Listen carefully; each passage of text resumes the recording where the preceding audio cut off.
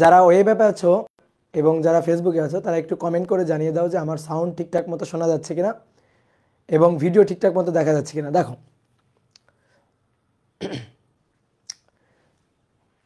ওকে, clear. Lecture 5 লেখা আছে, আসলে লেকচার 4 হবে, ওটা ভুল করে লেখা হয়ে গেছে, তো সমস্যা নেই। এখানে যেটা দেখতে পাচ্ছ সেটা হবে আজকে, ঠিক আছে? লেকচার কত দেখতে পাচ্ছ বলো? লেকচার 4 দেখতে পাচ্ছ। ওকে, তাহলে সবাইকে শুভেচ্ছা জানাচ্ছি আজকের ক্লাসে। আজকে আমরা নিউটনিয়ান বলবিদ্যা অধ্যায়ের আমরা চতুর্থ ক্লাসটা করব। এর আগে অলরেডি আমরা 3টা ক্লাস করে ফেলছি, আমরা অনেকগুলো টপিক পড়ে ফেলছি এবং অনেক ম্যাথ প্রবলেম আমরা অলরেডি সলভ করে ফেলছি। তো এই অধ্যায়ে অনেক ইম্পর্টেন্ট টপিক আছে। এই অধ্যায়টা ফিজিক্স ফার্স্ট পার্টের ভেক্টরের মতো একটা বেসিক চ্যাপ্টার। তো আমরা এবার আজকের ক্লাসে ভরবেগের সংরক্ষণশীলতা এই টপিকটা পড়বো এবং গতদিন আমরা যেহেতু ভরবেগ এবং বলের ঘাতের সম্পর্ক এই রিলেটেড কয়েকটা ম্যাথ প্রবলেম সলভ করছিলাম, তো তার ধারাবাহিকতায় আমরা আরও 2-1টা ম্যাথ প্রবলেম একটু সলভ করব। তো চলো শুরু করি। দাদা সাউন্ড প্রবলেম হচ্ছে আমার গলাতে প্রবলেম, ঠিক আছে? ডিভাইসে প্রবলেম না, মেবি আমার গলায় একটু প্রবলেম, মানে একটু চাপা শোনা যাচ্ছে তো, তাই না সাউন্ডটা? তো এটা হচ্ছে আমার গলাতে সমস্যা। সাউন্ড প্রবলেম না, সাউন্ড ঠিক আছে। ওকে,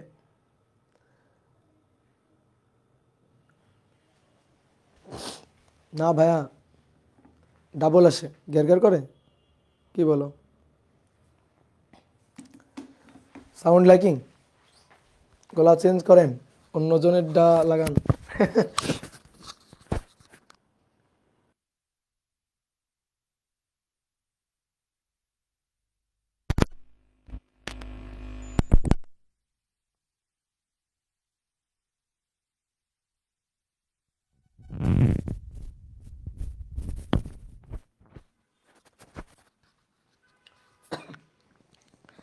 দেখো তো এবার সাউন্ড ক্লিয়ার আছে কিনা, এবার সাউন্ড ক্লিয়ার আছে কিনা দেখো, চলবে। আচ্ছা একটু চালায় নাও, একটু চালা নাও, ঠেলা দাও, ঠেলা দিলেই চলবে, ঠেলা দিলেই চলবে, বুঝছো? ওকে, তাহলে চলো শুরু করি, আর কথা না বাড়াই, শুরু করি, তাড়াতাড়ি পড়ে তাড়াতাড়ি শেষ করে দিই। তো আমরা গত ক্লাসে বলের ঘাতের প্রবলেম সলভ করছিলাম, বলের ঘাত নির্ণয় করাই। তো বলের ঘাত যে ইকুয়াল টু এফ টি এবং এফ টি ইকুয়াল টু ভরবেগের পরিবর্তন, that is m v minus u, এই হচ্ছে সূত্র ছিল। আশা করি সব কিছু তোমাদের মনে আছে। তো চলো আজকের ক্লাসের প্রথম প্রবলেমটা বলছে যে 50 গ্রাম ভরের একটি পিং পং বল, সংক্ষেপে লিখলাম বল, এটা 32 মিটার উচ্চতা হতে পড়ে 32 মিটার উচ্চতা হতে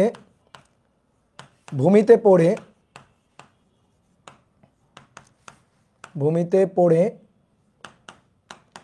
আবার লাফ দিয়ে 5 মিটার উচ্চতায় উঠে যায়,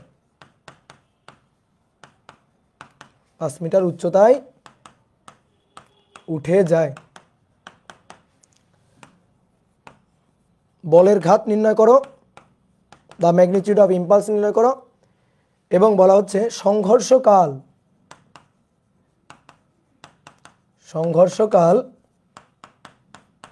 1/10 সেকেন্ড হলে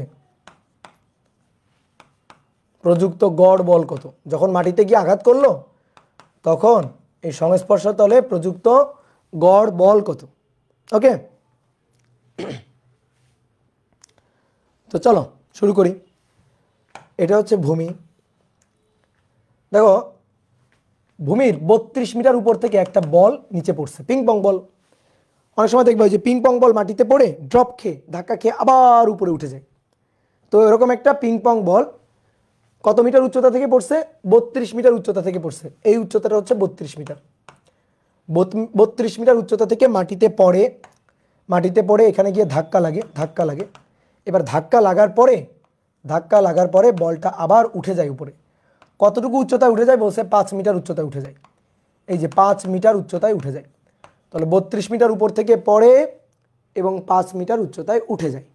ওকে, তাহলে বলো 32 মিটার উপর থেকে যে পড়লো, যখন ভূমিতে পড়লো তখন ভূমিতে গিয়ে এভাবে ধাপ করে আঘাত করলো না, এভাবে, এবং এভাবে আঘাত করে থেমে যায়নি, আঘাত করে আবার উপরে উঠে গেছে, তার মানে অবশ্যই একটা বেগ নিয়ে আবার উপরের দিকে উঠে গেছে।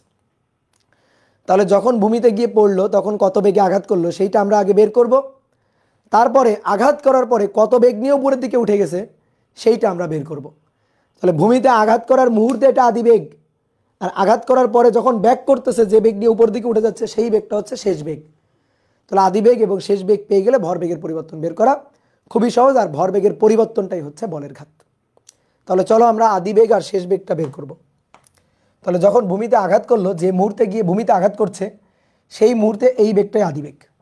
তারপরে আঘাত করার পরে যখন উঠে যাচ্ছে, আবার উপরের দিকে উঠে যাচ্ছে, ঊর্ধ্বমুখীভাবে গতিশীল হচ্ছে, তো আঘাত করার পর মুহূর্তে ঊর্ধ্বমুখী এই যে বেগটা এটা হচ্ছে শেষ বেগ। আঘাত লাগার আগে, আঘাত লাগার পরে, আঘাত লাগার আগের বেগটা আদি এবং পরের বেগটা শেষ। ইউ আর ভি এর পরিচয়টা ভালো করে বুঝবা, সংঘর্ষের আগে আদি, সংঘর্ষের পরে শেষ। ওকে, তাহলে তুমি বের করো তো, এইটুকু অংশ বাদ দাও, এইটুকু অংশ আপাতত ঢেকে রাখি। তুমি আমাকে বলো তো 32 মিটার উপর থেকে একটা বস্তু যদি নিচে পড়ে, ভূমিতে গিয়ে যখন আঘাত করবে তখন কত বেগে আঘাত করবে? এই পয়েন্ট থেকে যখন বস্তুটা পড়ছে তখন তার বেগটা কত ছিল? 0। তাহলে আমরা নর্মালি কি লিখি? V square equal to u square plus 2gh। তো এখানে এই বেগটাকে যেহেতু আমরা ইউ দিয়ে লিখছি, তাহলে শেষ বেগ ইউ স্কোয়ার ইকুয়াল টু আদি বেগ 0। এটা হচ্ছে গতিপথের শেষ বেগ আদি বেগ, কিন্তু আমাদের এই যে সংঘর্ষের আদি বেগ শেষ বেগ, ব্যাপারটা মাথায় রাখিও, বুঝছো? তাহলে যখন ভূমিতে গিয়ে আঘাত করলো তখন ইউ বেগে আঘাত করছে। তাহলে দেখি এই বস্তুটা 32 মিটার উপর থেকে যখন ভূমিতে পড়বে তখন কত বেগে আঘাত করে সেটা একটু চেক করে দেখি। তাহলে u square equal to 0 square plus 2gh। তাহলে অতএব ইউ ইকুয়াল টু √2g এর মান 9.8 এবং h এর মান 32। তাহলে এখান থেকে ভূমিতে আঘাত করার ঠিক পূর্ব মুহূর্তে বেগটা পাবো 2 × 9.8 × 32। তাহলে আমরা পাচ্ছি এখান থেকে 25.04 মিটার পার সেকেন্ড আদি বেগ। এবার ধাক্কা লাগার পরে আবার বেগ নিয়ে উঠে যাচ্ছে, এই বেগ নিয়ে কত দূর উঠবে? যতক্ষণ না তার বেগ 0 হবে ততক্ষণ সে উপরের দিকে উঠতে থাকবে। তো কত উচ্চতায় উঠছে? 5 মিটার উচ্চতায়। 5 মিটার উচ্চতায় ওঠার পরে তার বেগ হয়ে গেছে 0। তাহলে এই ক্ষেত্রে যদি আমি এই বেগটা বের করতে চাই, তাহলে এইটুকু গতির জন্য এইটা আমার আদি বেগ, এইটা আমার শেষ বেগ। আগে যেমন এইটুকু গতির জন্য এইটা আমার আদি বেগ, এইটা আমার শেষ বেগ ছিল, এবার এইটুকু গতির জন্য এইটা আমার আদি বেগ, এইটা আমার শেষ বেগ।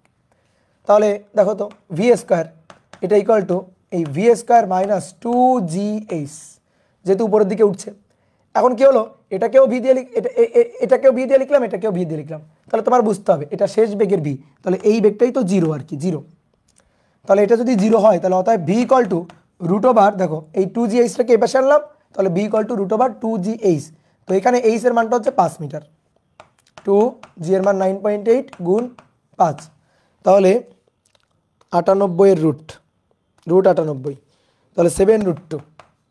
ওকে, বলো বুঝছো কিনা? খুবই কমন সেন্স। একটা বস্তু ভূমিতে গিয়ে আঘাত করছে, তো কত বেগে গিয়ে আঘাত করলো সেই বেগটা বের করবো। তো 32 মিটার উপর থেকে পড়লে কত বেগে ভূমিতে আঘাত করবে এটা আমরা বের করতে পারবো, এটা গতিবিদ্যা অধ্যায়ের ম্যাথ। তারপরে বলা হচ্ছে যে বস্তুটা আবার খাড়া উপরের দিকে উঠে গেছে, কত মিটার উপরের দিকে উঠে গেছে? 5 মিটার। তাহলে বস্তুটা ভূমি থেকে কত বেগ নিয়ে যাত্রা করলে 5 মিটার উপরে উঠবে সেই বেগটা বের করা যাবে। তাহলে সেই বেগটাও আমরা বের করলাম। তো হয়ে গেল সংঘর্ষের আগের এই বেগটা আদি বেগ, সংঘর্ষের পরে এই বেগটা শেষ বেগ। এবং দুইটা বেগ কিন্তু পরস্পরের বিপরীত দিকে। তাহলে দুইটা বেগ যদি পরস্পরের বিপরীত দিকে হয়, আমি যদি নিচের দিকটাকে মাইনাস ডিরেকশনে ধরি আর উপরের দিকটাকে যদি প্লাস ডিরেকশনে ধরি, তাহলে ভিটা প্লাস ইউটা কিন্তু মাইনাস। তাহলে ভরবেগের পরিবর্তন যে, এটাই বলের ঘাত, m v minus you.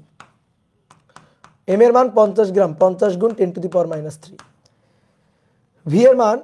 V এর মান উপরের দিকে, সো প্লাস 7√3 মাইনাস ইউ এর মান নিচের দিকে ধরছি মাইনাস, তাহলে এটা মাইনাস হবে। তাহলে মাইনাস 25 এটা কিন্তু সূত্রের মাইনাস 25.04 এত মিটার পার সেকেন্ড। তাহলে আসো এবার হিসাব করি, 7√2 মাইনাসে মাইনাসে প্লাস 25.04, যা হবে এর সাথে গুণ 50 এক্সপোনেনশিয়াল ফাংশন -3, তাহলে 1.7469 এত কেজি মিটার পার সেকেন্ড বা নিউটন সেকেন্ড। ওকে, এবার আমাদের বের করতে বলছে যে যদি সংঘর্ষকাল, ভূমির সাথে সংঘর্ষকাল যদি 1/10 সেকেন্ড হয় তাহলে প্রযুক্ত বলের মান কত, এফ কত? তাহলে F equal to J divided by T, কারণ J equal to F T, এই তো হয়ে গেল। তাহলে 1.7469 ডিভাইডেড বাই সংঘর্ষকাল 1/10 সেকেন্ড। তাহলে সংঘর্ষকাল 1/10 সেকেন্ড মানে 17.469 নিউটন। এটাই হচ্ছে ভূমির উপর প্রযুক্ত গড় বল। কত সহজ না? বুঝতে পারছি আমরা?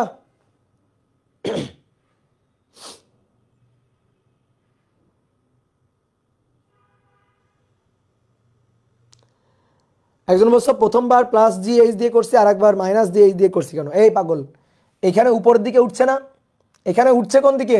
উপরের দিকে। তাহলে বেগ কমে না বাড়ে? বেগ কমে, সো মন্দন, এই জিটা মন্দন। আর যখন নিচের দিকে নামছে তখন বেগ বাড়ে না কমে?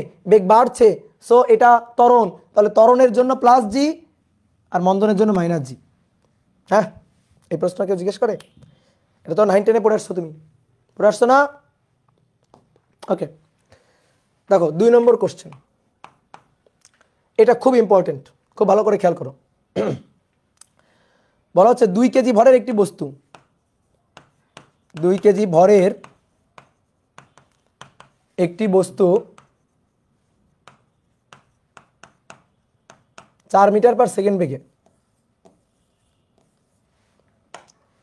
2 কেজি ভরের একটি বস্তু 4 মিটার পার সেকেন্ড বেগে কোনো দেওয়ালের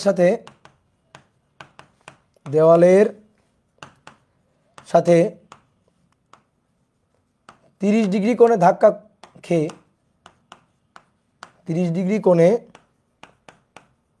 ধাক্কা খেয়ে আবার একই বেগে একই কোণে আবার একই বেগে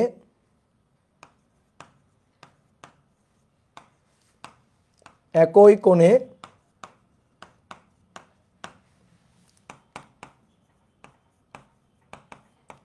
বিপরীত দিকে ফিরে যায়, বিপরীত দিকে ফিরে যায়, তাহলে প্রযুক্ত বলের ঘাত কত? দ্য ম্যাগনিটিউড অফ ইম্পালস কত? খুবই সুন্দর একটা কোশ্চেন। তাহলে দেখো আমি একটু চিত্র এঁকে দিই। এখানে কোনো মতে বাংলা কথাটা লেখা আছে, এটাকে আর একটু সুন্দর করে চিত্র এঁকে দিই। দেখো এটা হচ্ছে একটা দেওয়াল, একটা দেওয়াল। তুমি আগে আঁকবা না, আমি একটু 3D চিত্র আঁকার ট্রাই করছি আর কি। যে এটা হচ্ছে একটা দেওয়াল,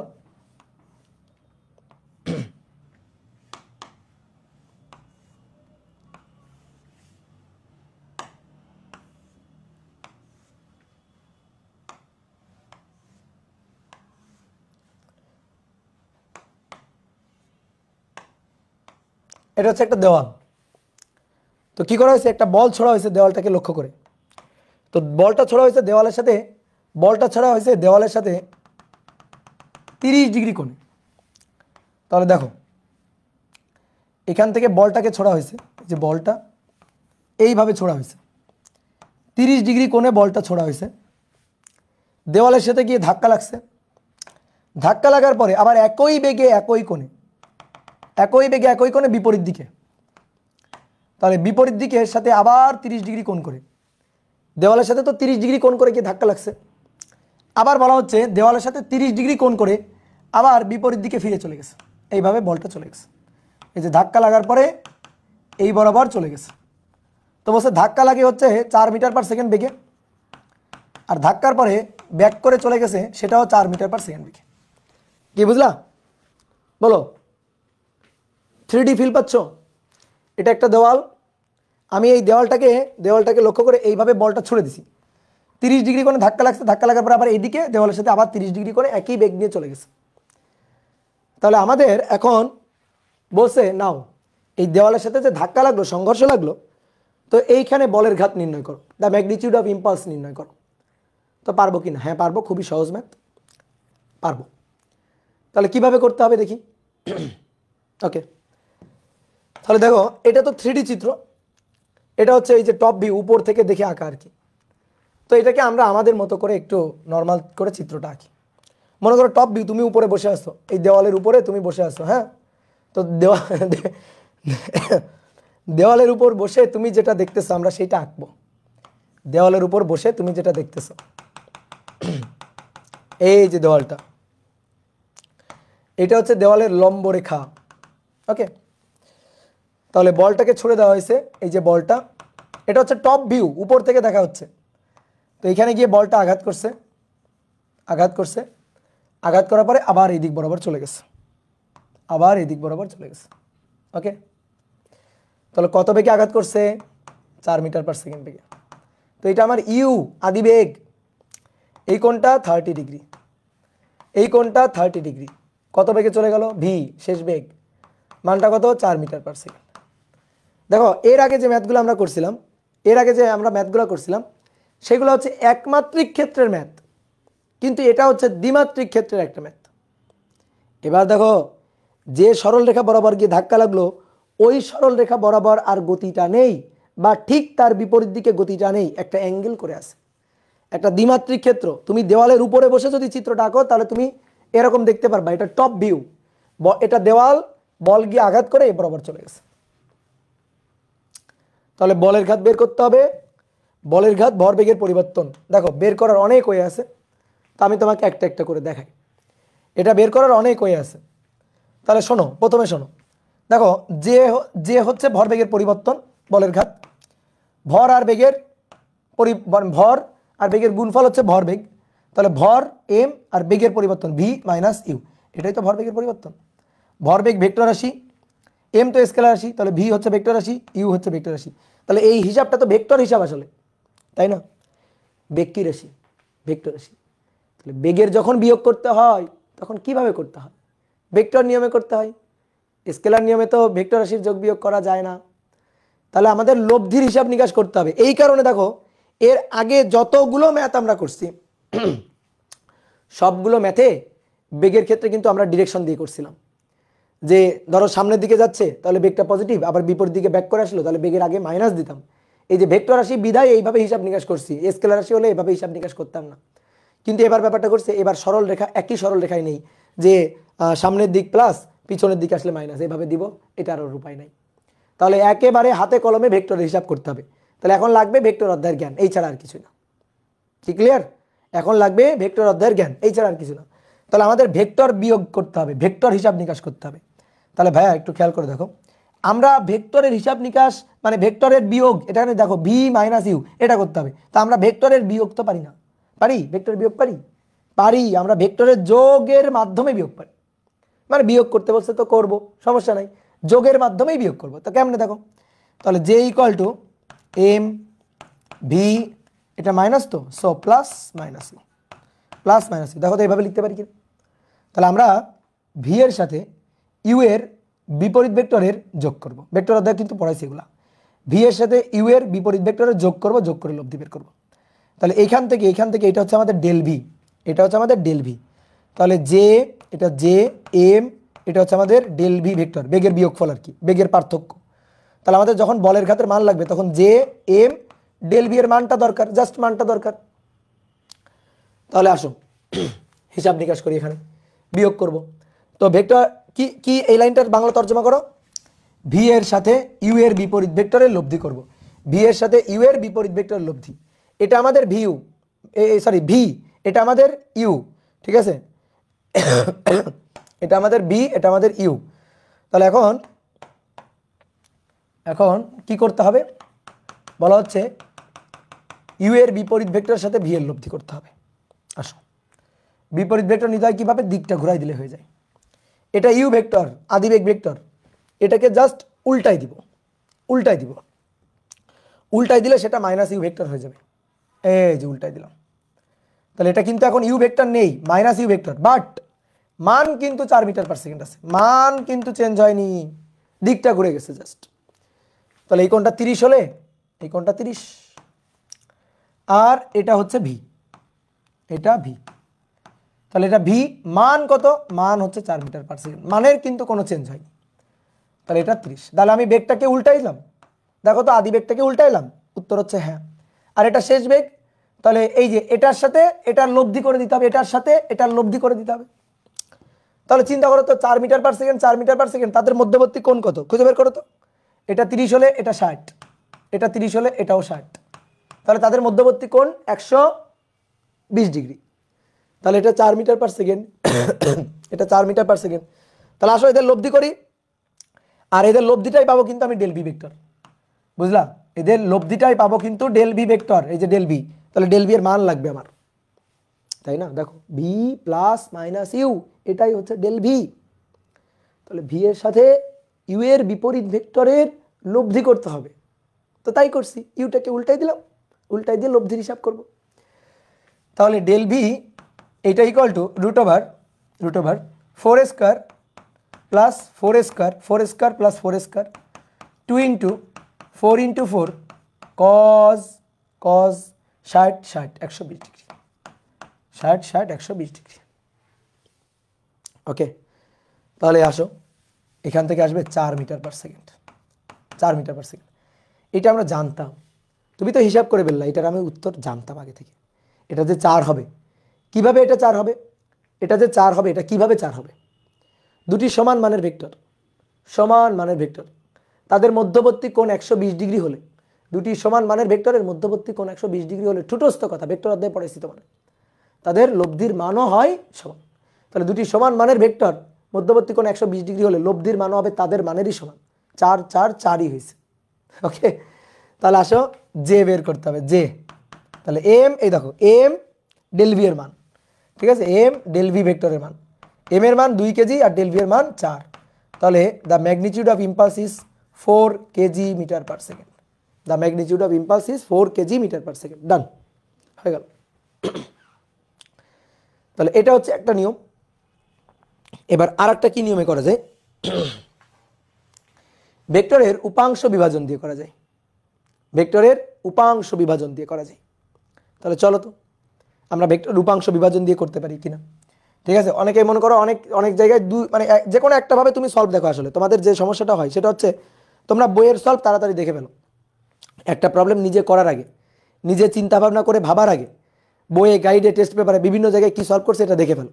এই কারণে তুমি কি করো, নিজের মাথা থেকে কোনো চিন্তা আসে না, তুমি ওই বইয়ের সলভটা দেখে নিজে নিজে মনে করো যে করো। অনেকে ভাবো কি আমি বইয়ের সলভ দেখে তো বুঝে গেছি, আসলে বইয়ের সলভ দেখে বুঝলেও তুমি মুখস্থ করছো, ঠিক আছে, বুঝলেও তুমি মুখস্থ করছো। তাহলে চলো এবার অর, ওই ম্যাথটাই করবো, অর অন্য আরেকটা প্রসেস। ওকে, এটা হচ্ছে দেওয়াল, দেওয়ালের উলম্ব রেখা।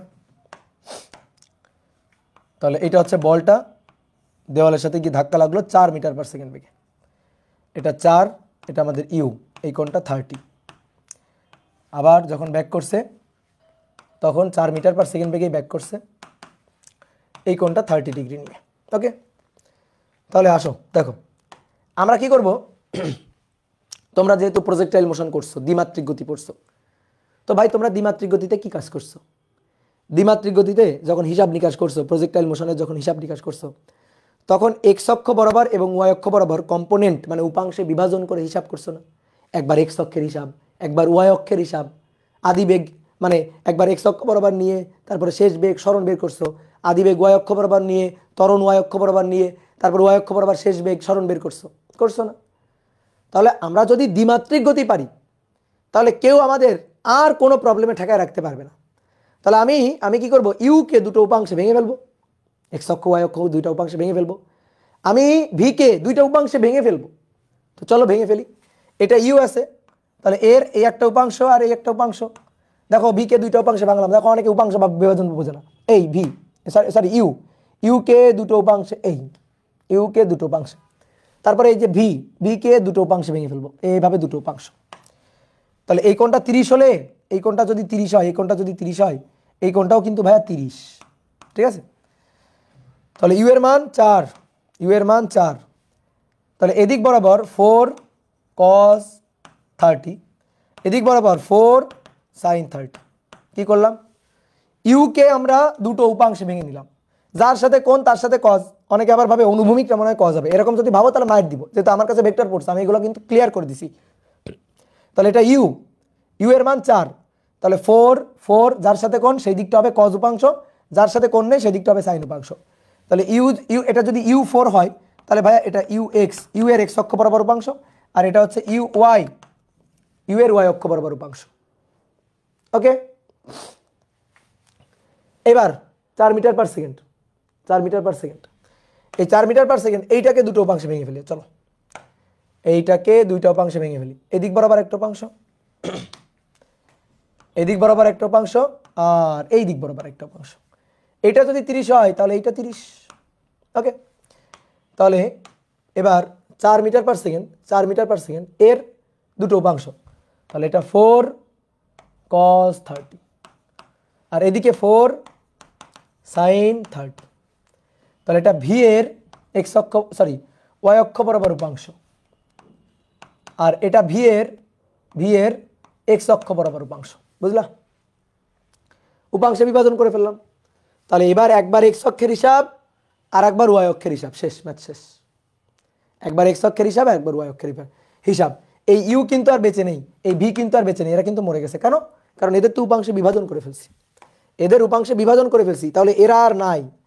তাহলে এখন দেখো, এখন এক্স অক্ষ বরাবর যদি হিসাব করি, এই চিত্রটা তোমার আঁকতে হবে না, আমি একটু কম পারি বিদায় আঁকছি, তুমি এই চিত্রটা আঁকবা না। দেখো এখন আমি এক্স অক্ষ বরাবর বলের ঘাতটা হিসাব করবো, জাস্ট এক্স অক্ষ বরাবর, এক্স অক্ষ বরাবর। তাহলে আমি এক্স অক্ষ বরাবর বেগটা আঁকবো। তাহলে তুমি একটা জিনিস খেয়াল করো তো, এক্স অক্ষ বরাবর এই যে ভি এক্স, এই দেখো ভি এক্স, এক্স অক্ষ বরাবর শেষ বেগ। তাহলে ভি এক্স কোন দিকে? ভি এক্স হচ্ছে এই দিক বরাবর। কত? এটা 4 sin 30 ডিগ্রি। ঠিক আছে, এটা রাফ, কিন্তু এটা আমি মুছে দিব একটু পরে। এটা হচ্ছে ভি এক্স, আর এটা ইউ এক্স হচ্ছে এই দিক বরাবর। দেখো এক্স অক্ষের এই দিক বরাবর। তাহলে ইউ এক্স এটা হচ্ছে 4 sin 30 ডিগ্রি। বুঝছো? এবার এটা এক্স অক্ষের ধনাত্মক দিকে, তাহলে এটার পজিটিভ চিন্তা করলাম। এটা ঋণাত্মক দিকে, সেটার নেগেটিভ চিন্তা করলাম। তাহলে ভরবেগের পরিবর্তন এক্স অক্ষ বরাবর m v x minus u x. এই যে মানে এই সূত্রটা আমি এক্স অক্ষ বরাবর লিখলাম। দেখো যে এক্স অক্ষ বরাবর ভরবেগের পরিবর্তন, এক্স অক্ষ বরাবর বলের ঘাত, এক্স অক্ষ বরাবর ভরবেগের পরিবর্তন, মান বসাই দিব। এম এর মান কত? 2 কেজি। ভি এক্স, তো ভি এক্স এর মান কত? এইটা কোন দিকে? প্লাসের দিকে। ওকে, তাহলে 4 sin 30।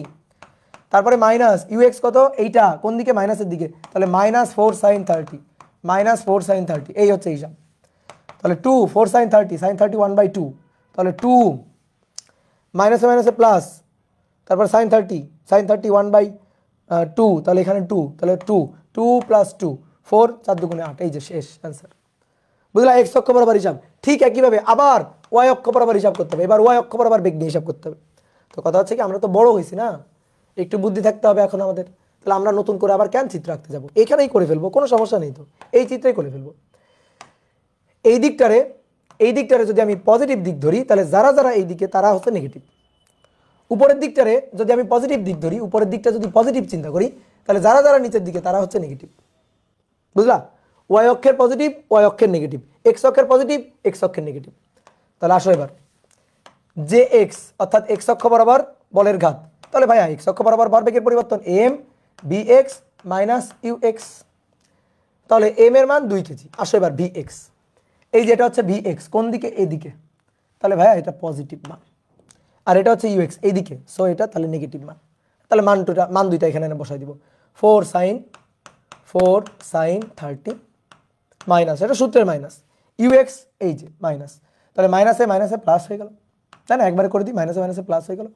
তাহলে 4 sin 30 1/2, sin 30 1/2, তাহলে 2 + 2 4 4 2 8 কেজি মিটার পার সেকেন্ড। কিন্তু এটা কিন্তু অ্যান্সার এখনো আসে নাই, ঠিকঠাক অ্যান্সার এখনো আসে নাই, ঠিকঠাক অ্যান্সার এখনো আসে নাই। এবার ওয়াই অক্ষ বরাবর তুমি শুধু কেন এক্স অক্ষ বরাবর হিসাব করবা? ওয়াই অক্ষ বরাবর কি দোষ করছে? ওয়াই অক্ষ বরাবরও হিসাব করতে হবে। তাহলে M V Y minus U Y, উপাংশে বিভাজন করে একবার এক্স অক্ষের হিসাব, একবার ওয়াই অক্ষের হিসাব। এম এর মান 2 কেজি। এইবার আসো ভি ওয়াই, দেখো ভি ওয়াইটা উপরের দিকে, সো এটা পজিটিভ। এবার আসো এইদিকে দেখো, মজার ব্যাপার এখানে দেখো, ইউ ওয়াই কোন দিকে? উপরের দিকে, সো এটাও পজিটিভ। নিচের দিকে না কিন্তু, ইউ ওয়াইটা কিন্তু উপরের দিকে, সো এটা পজিটিভ। তাহলে ভি ওয়াই এর মান 4 cos 30 মাইনাস ইউ ওয়াই এর মান 4 cos 30, এটা সূত্রের মাইনাস, এটাও যায়, এটাও তাই বিয়োগ করলে কত? 0। ওয়াই অক্ষ বরাবর ভরবেগের কোনো পরিবর্তন হয়নি। তাহলে বলের ঘাত জে ইকুয়াল টু √ওভার জে এক্স স্কোয়ার, এই যে এক্স অক্ষ বরাবর J x square J y square, বলের ঘাতের লব্ধি বলের ঘাত আর কি। তাহলে এটা হচ্ছে 8 স্কোয়ার + 0 স্কোয়ার, তার মানে 8 kg metre per second, 8 kg metre per second. এটা হচ্ছে বলের ঘাত। ওকে, বুঝতে পারছো? গুড। তাহলে এইভাবে হিসাব করেও দেখো 8 আসছে। এখন কারো যদি এটা ভালো লাগে তুমি করবা এটা, কারো যদি এটা ভালো লাগে তাহলে সে এটা করবে। তবে আমার কাছে এটাই সহজ, এটা সহজ লাগছে আমার কাছে। ঠিক আছে, তোমার কাছে যদি এটা সহজ লাগে তুমি করবা, কোনো সমস্যা নেই। উপাংশে বিভাজন করে ফেলবা, উপাংশে বিভাজন করলে ম্যাথ শেষ। ফার্স্টেরটা ইজি, ইয়েস আমার কাছেও ফার্স্টেরটা ইজি লাগে। ঠিক আছে, তোমাদের কাছেও ফার্স্টেরটা ইজি লাগবে, স্বাভাবিক। ওকে, এবার দেখো, এবার আরেকটা মেথড আছে, সেটা হচ্ছে ভেক্টর মেথড। ঠিক আছে, তো সবাই ভেক্টর মেথডে অভ্যস্ত না, কিন্তু ভেক্টর মেথড এটা সবচেয়ে ইজি, বুঝছো? দাঁড়াও দাঁড়াও, চিল্লাপাল্লা করো না। ভেক্টর মেথড এটা সবচেয়ে ইজি। ঠিক আছে, ভেক্টর মেথড। তাহলে আর একটা মেথড আছে, কি মেথড? Vector method. তাহলে একটু সাইডে সরাই, একটু ভেক্টর মেথডটা দেখাই দিই নাকি, নাকি পরের পৃষ্ঠে যাব? অর নাও, শুরু যখন করছি শেষ করেই ছাড়বো, নাও। অর, তোমাদের আর আলাদা চিত্র লাগবে না আর কি আঁকা। ঠিক আছে, আমি ছোট মানুষ, আমি কম পারি, তাই আমি চিত্র আঁকি। তোমরা তো বড় মানুষ, তোমরা তো বেশি পারো। ঠিক আছে, তোমরা তো সেই ট্যালেন্ট, সো তোমাদের আঁকা লাগবে না। দেখো, এই বরাবর গিয়ে ধাক্কা লাগছে, তারপরে ধাক্কা লাগার পরে এই বরাবর চলে গেছে, এই বরাবর চলে গেছে কত বেগে? 4 মিটার পার সেকেন্ড বেগে। ওকে, তাহলে তুমি ভেক্টর ফরম্যাটে করতে চাও, একেবারে ভেক্টর ফরম্যাটে। তাহলে এই কোণটা 30, এই কোণটা 30। তাহলে ভেক্টর ফরম্যাটে করা মানে কি? ওই উপাংশে বিভাজনই করা আসলে। এটা 30, এটা যদি 30 ডিগ্রি হয়, সো এটা 30 ডিগ্রি, এটা 30 ডিগ্রি। ওকে, তাহলে এটাকে দুইটা উপাংশে ভাঙবো আর কি। ঠিক একইভাবে এইখানেও তাই, দুইটা উপাংশে ভাঙবো, এটা 30, এটা 30, দুইটা উপাংশে ভাঙবো। তাহলে এটা Vx 4, এটা cos 4 cos 30, 4 cos 30, আর এটা 4 sin 30, sin 30। এদিকে 4, ইউ এর মান কত? 4, এই যে ইউ এর মান 4। তাহলে 4কে এটাকে উপাংশে ভাঙলে 4 cos 30, 4 sin 30। এবার তুমি একটা কাজ করো, ভেক্টর বানাও। এই দিক তো ভাই আমাদের এক্স অক্ষ, এদিক কি আমাদের এক্স অক্ষ, আর এদিক কি আমাদের মাইনাস এক্স অক্ষ, এদিকে আমাদের প্লাস ওয়াই অক্ষ, এদিক কি আমাদের মাইনাস ওয়াই অক্ষ, বুঝলা?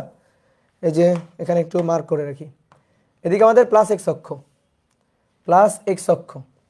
তাহলে এদিক বরাবর যারা তারা মাইনাস এক্স অক্ষ, এদিক বরাবর যারা তাহলে প্লাস ওয়াই অক্ষ, তাহলে এদিক বরাবর যারা থাকবে তারা মাইনাস ওয়াই অক্ষ।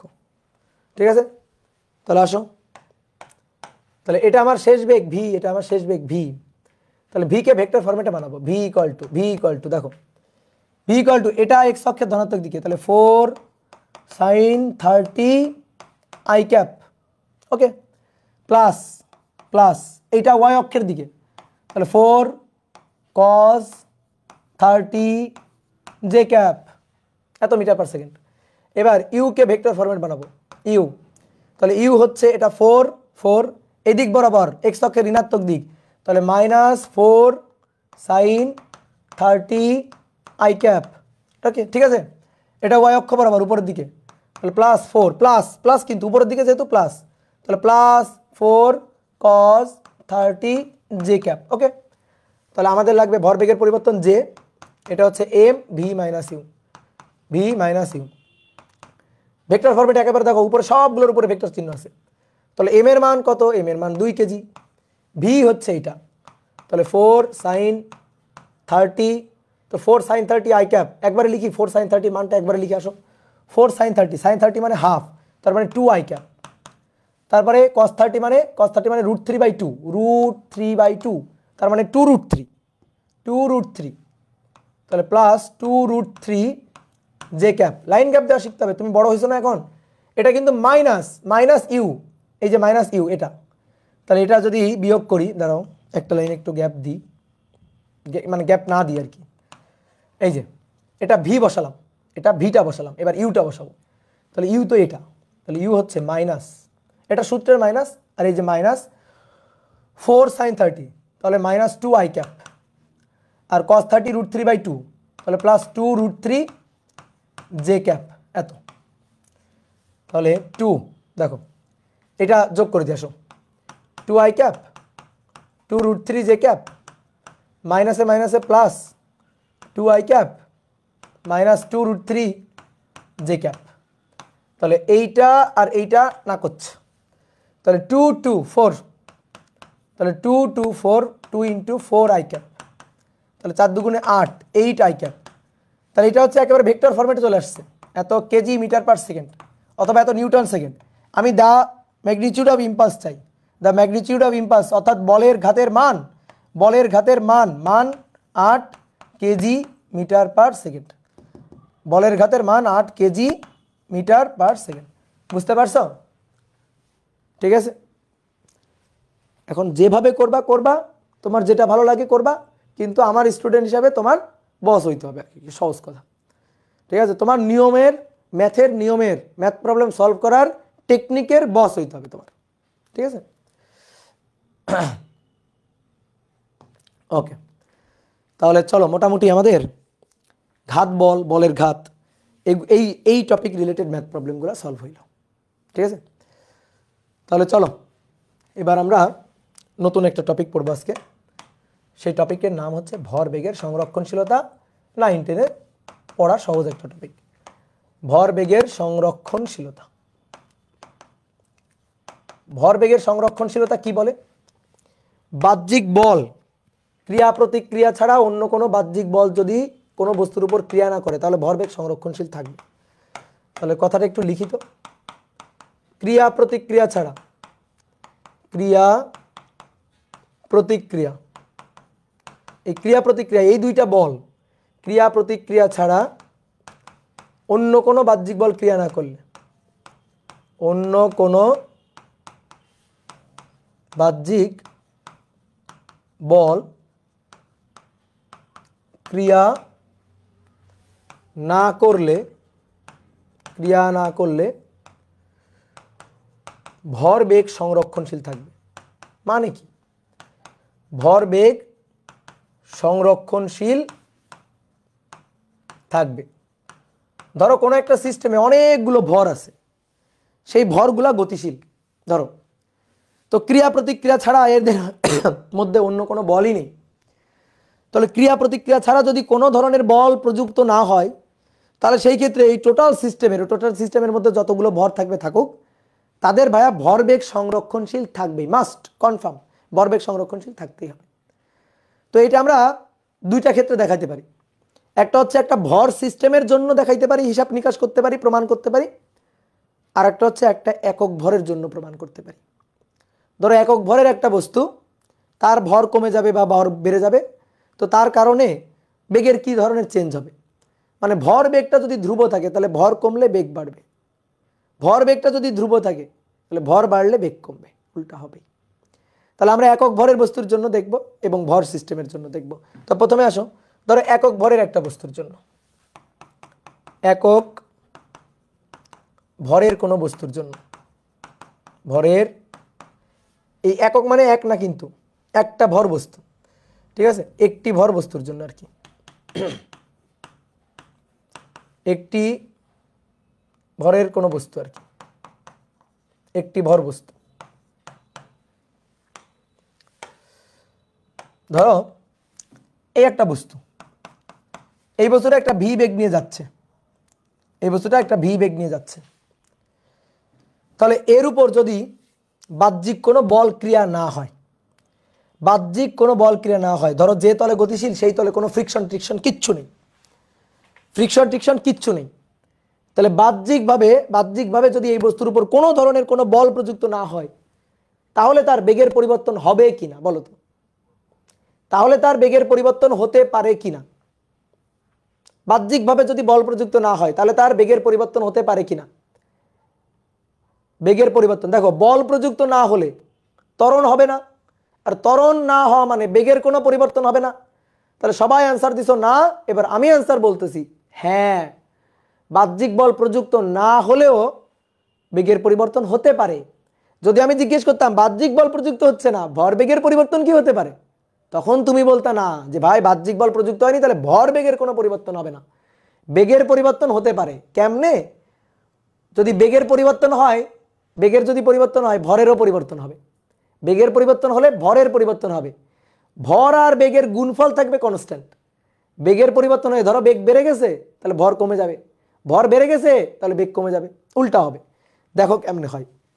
ধরো এই বস্তুর উপর বাহ্যিক কোনো বল ক্রিয়াই করে নাই, তাহলে সামেশন অফ ওয়ার্ক 0, বাহ্যিক কোনো বল প্রযুক্ত হয় নাই, F0। নিউটনের সূত্র থেকে আমরা বলের ডেফিনেশনটা পাই, নিউটনের সূত্র থেকে আমরা বলের সূত্রটা পাই।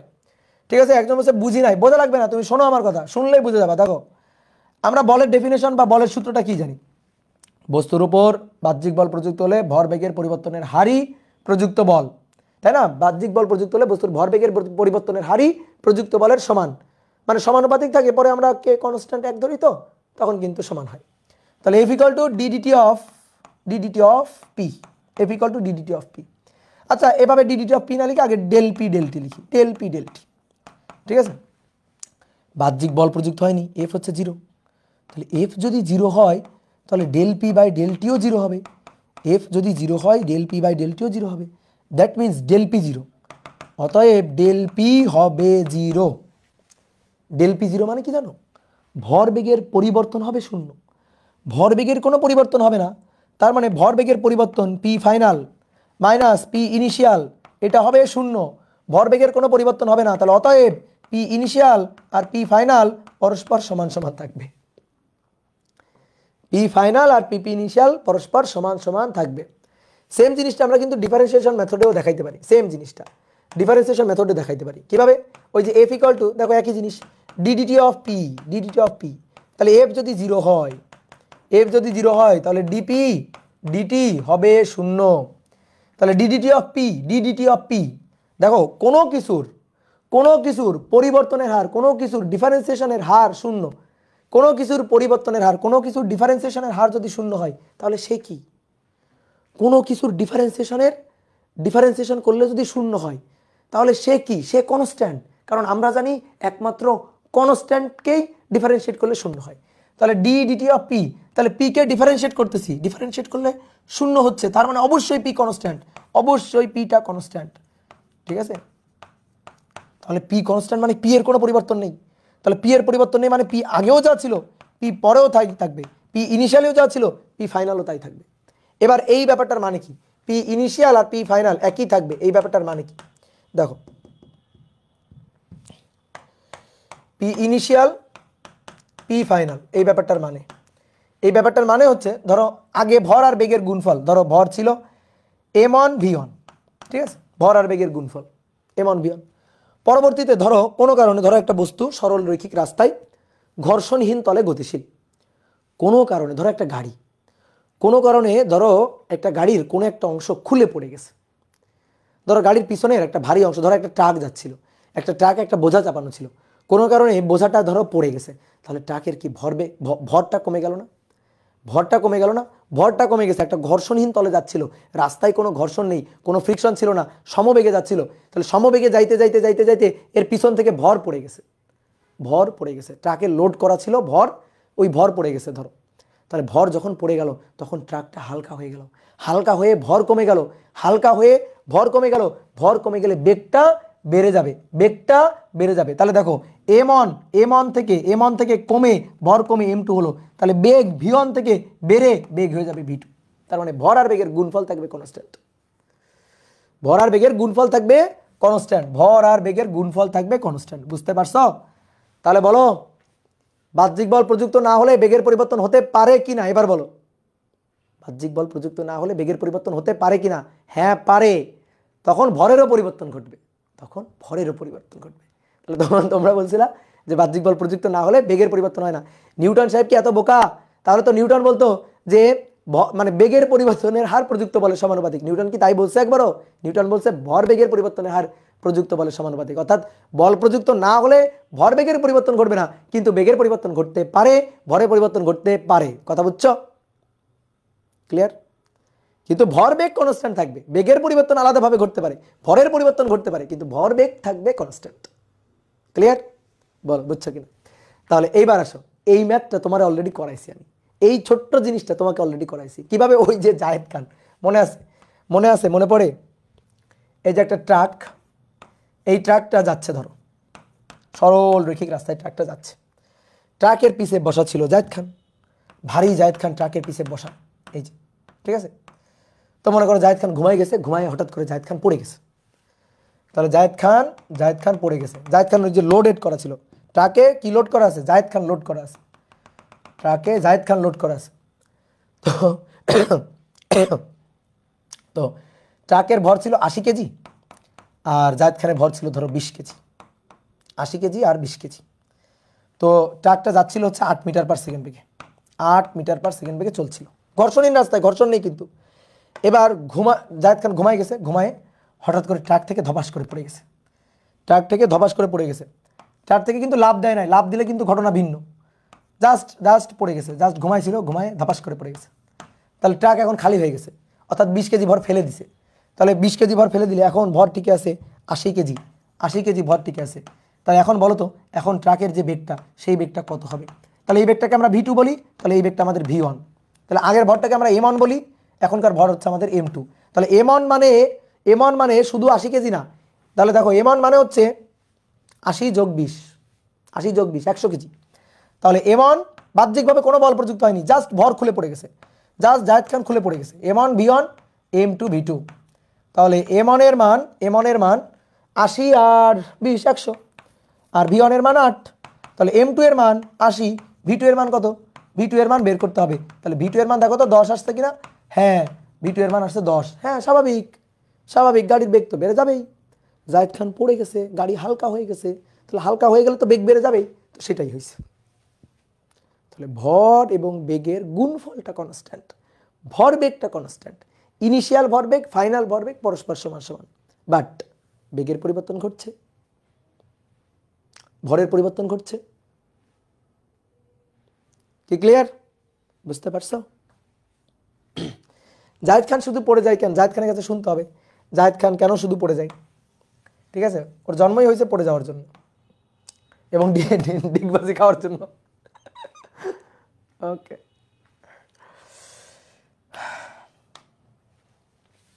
তাহলে চলো এবার আসো, এবার একটা ভর সিস্টেমের জন্য, একটি ভর সিস্টেমের জন্য ভরবেগের সংরক্ষণশীলতা, ভর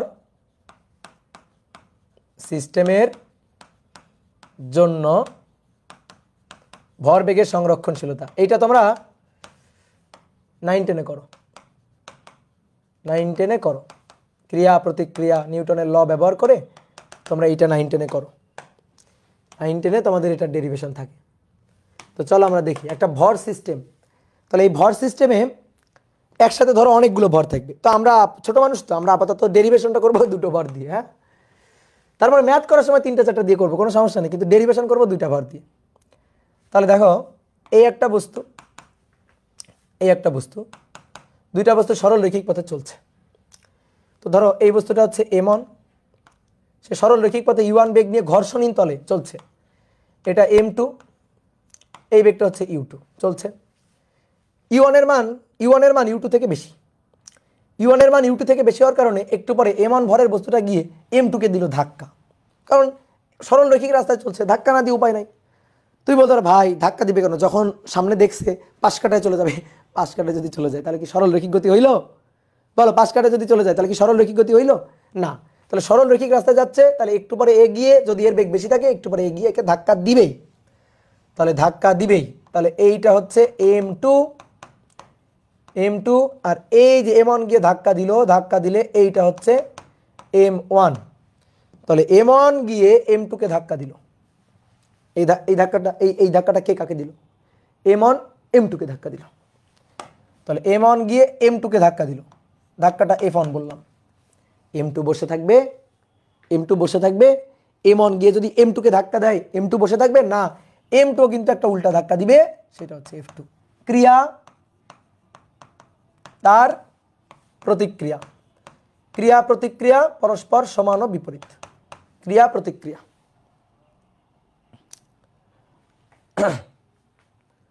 ওকে, ক্লিয়ার? এবার নেক্সট আসো, M1 গিয়ে M2 কে ধাক্কা দিল, প্রযুক্ত বল F1, M1 এর উপর প্রযুক্ত বল F2, ঠিক আছে, প্রযুক্ত বল F2। তাহলে এবার আসো ধাক্কার পরে, ধাক্কার আগে, ধাক্কার সময়, ধাক্কার পরে। ধাক্কার পরে এবার ধরো তারা আলাদা আলাদা বেগ নিয়ে চলছে, M1 চলছে V1 বেগ নিয়ে, M2 ভরে বস্তুটা চলছে V2 বেগ নিয়ে, ঠিক আছে। তাহলে এটা আগে, এটা ধাক্কার পরে, আর এটা ধাক্কার সময়কার ঘটনা। তো ধাক্কাকালীন যে সময়টা, সেই সময়টা ধরো টি সময়, ঠিক আছে, টি সময়, ধাক্কাকালীন সংঘর্ষকালীন যে সময়টা, ঠিক আছে, এদের এই যে ধাক্কার কারণে ভরবেগের পরিবর্তন হতে যে সময়টা, সেই সময়টা হচ্ছে টি সময়। টি সময় ধাক্কাটা সংঘটিত হয়েছে।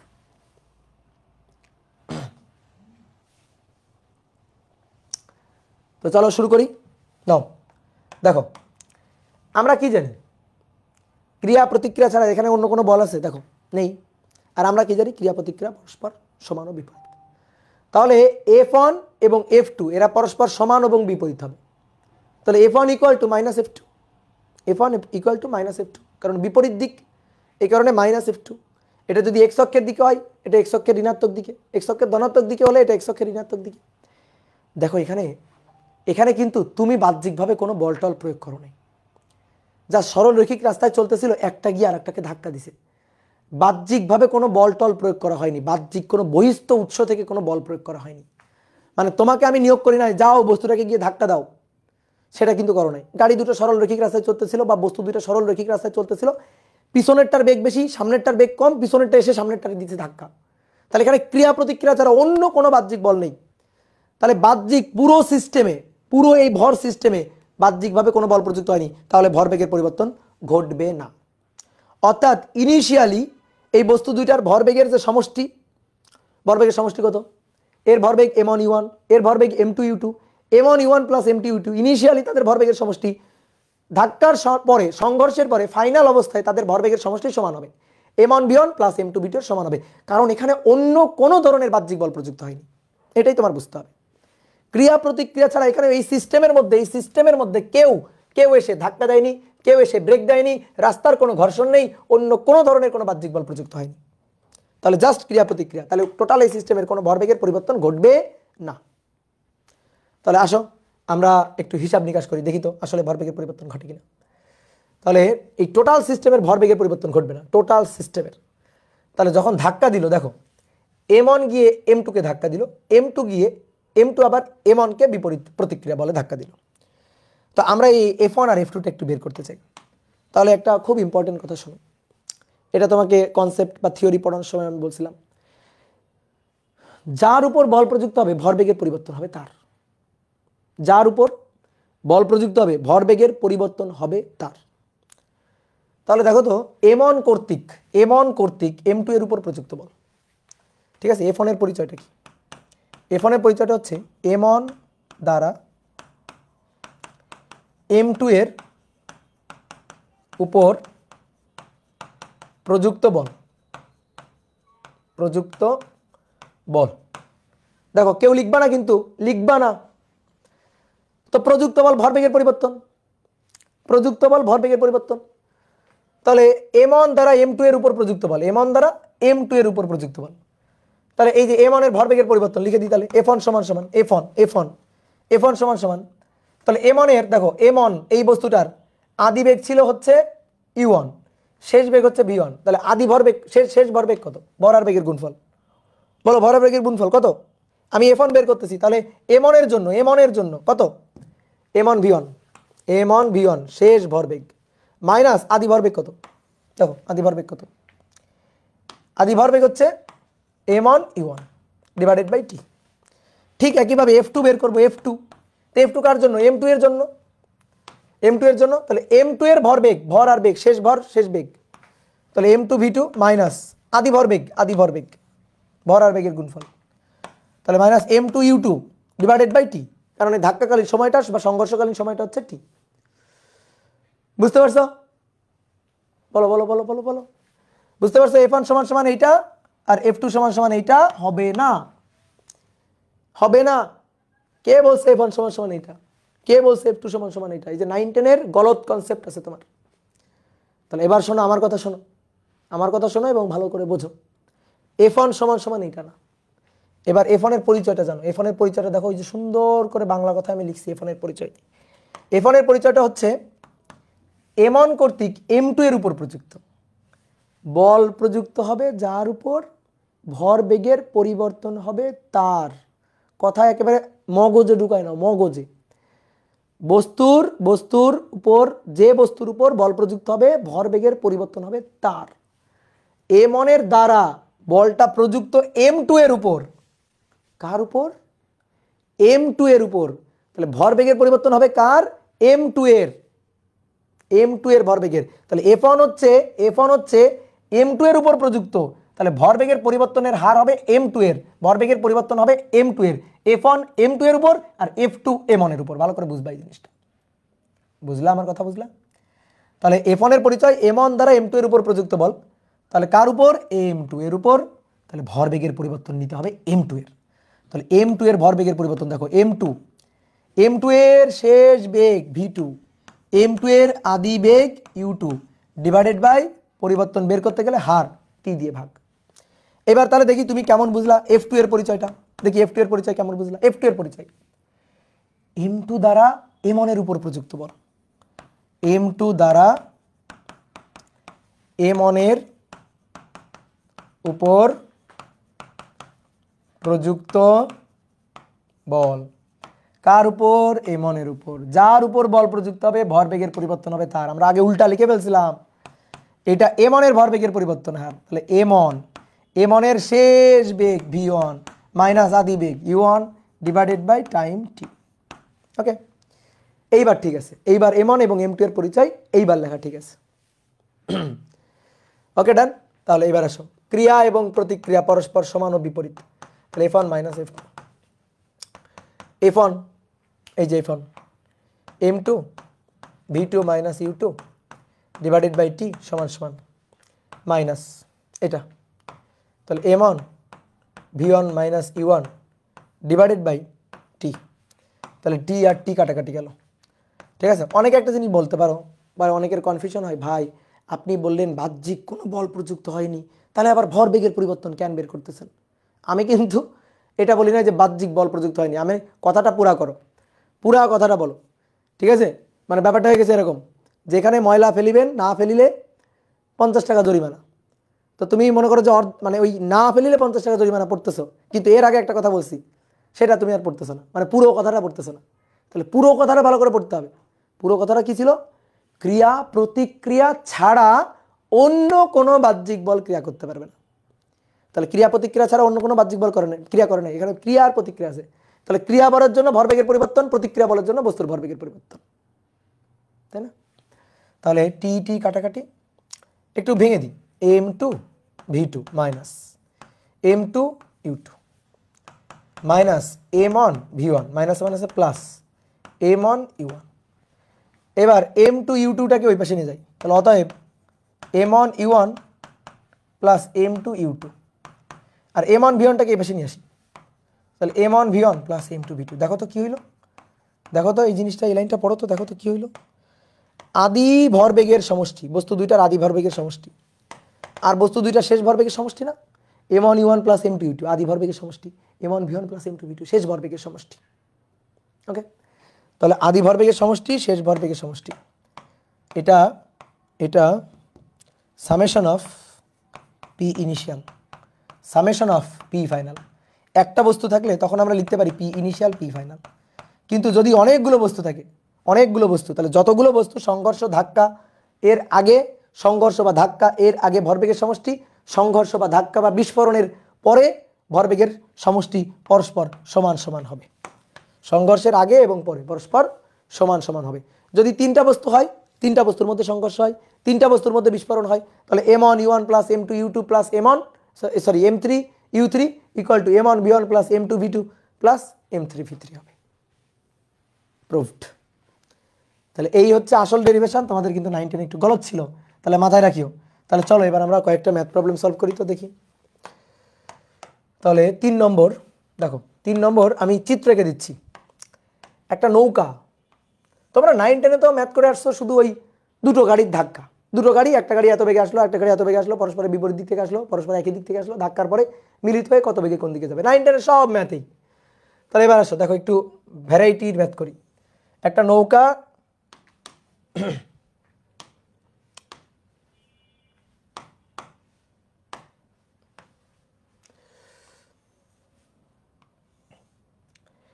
এই নৌকার গলুই বা প্রান্ত আর কি, নৌকার প্রান্ত, এই প্রান্ত থেকে এই প্রান্তে একজন লোক দাঁড়ানো, একটা বালক দাঁড়ানো, আর এই প্রান্তে একজন বালক দাঁড়ানো, ঠিক আছে, দুইজন বালক দাঁড়ানো নৌকার উপর। আর নৌকা এই যে নদীতে ভেসে আছে স্থির অবস্থায়। নৌকার ভর হচ্ছে 300 কেজি, নৌকাটার ভর। এই বালকের ভর হচ্ছে 20 কেজি, আর এই বালকের ভর হচ্ছে 25 কেজি। এই বালকের ভর হচ্ছে 25 কেজি। এই অবস্থায় ছিল এটা আগে।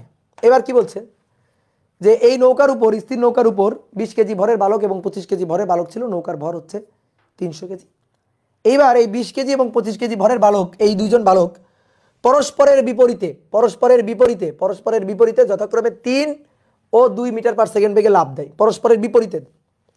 তাহলে এটা লাফ দেওয়ার আগের ঘটনা, হ্যাঁ, লাফ দেওয়ার আগের ঘটনা।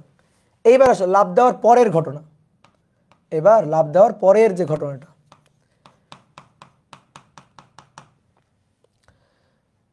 তাহলে এই যে 20 কেজি ভরের বালক সেই দিকে লাফ দিয়ে পড়ছে, আর 25 কেজি ভরের বালক সেই দিকে লাফ দিয়ে পড়ছে।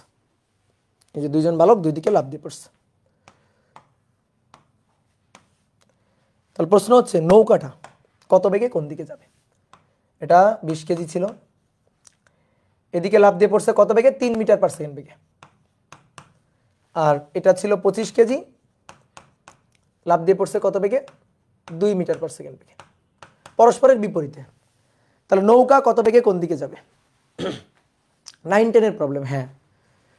তাহলে শোনো এবার, বন্দুক থেকে গুলি ছোড়া হলে বন্দুক ধাক্কা খেয়ে পিছনের দিকে, এই যে বন্দুকের ক্ষেত্রে ভরবেগের সংরক্ষণশীলতা, ঠিক তেমনি নৌকা থেকে লাফ দিয়ে পড়লে নৌকা ধাক্কা খেয়ে সরে যায় কোন দিকে, পিছন দিকে। দেখো এই কারণে কি হয়, নৌকা থেকে যখন যাত্রীরা নামে তখন কিন্তু আগে নৌকাটাকে পাড়ের সাথে বেঁধে নেয়, দেন তারপরে যাত্রীরা নামে।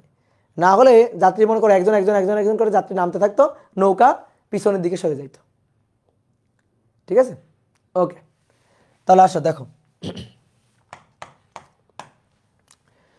ধাক্কার আগে, সংঘর্ষের আগে, সংঘর্ষের পরে বাহ্যিক অন্য কোনো বল প্রযুক্ত হয়নি। তাহলে জাস্ট সংঘর্ষ, ক্রিয়া প্রতিক্রিয়া, ধাক্কা, বিস্ফোরণ, তাহলে তার আগের ভরবেগের সমষ্টি পরের ভরবেগের সমষ্টি সমান সমান থাকবে।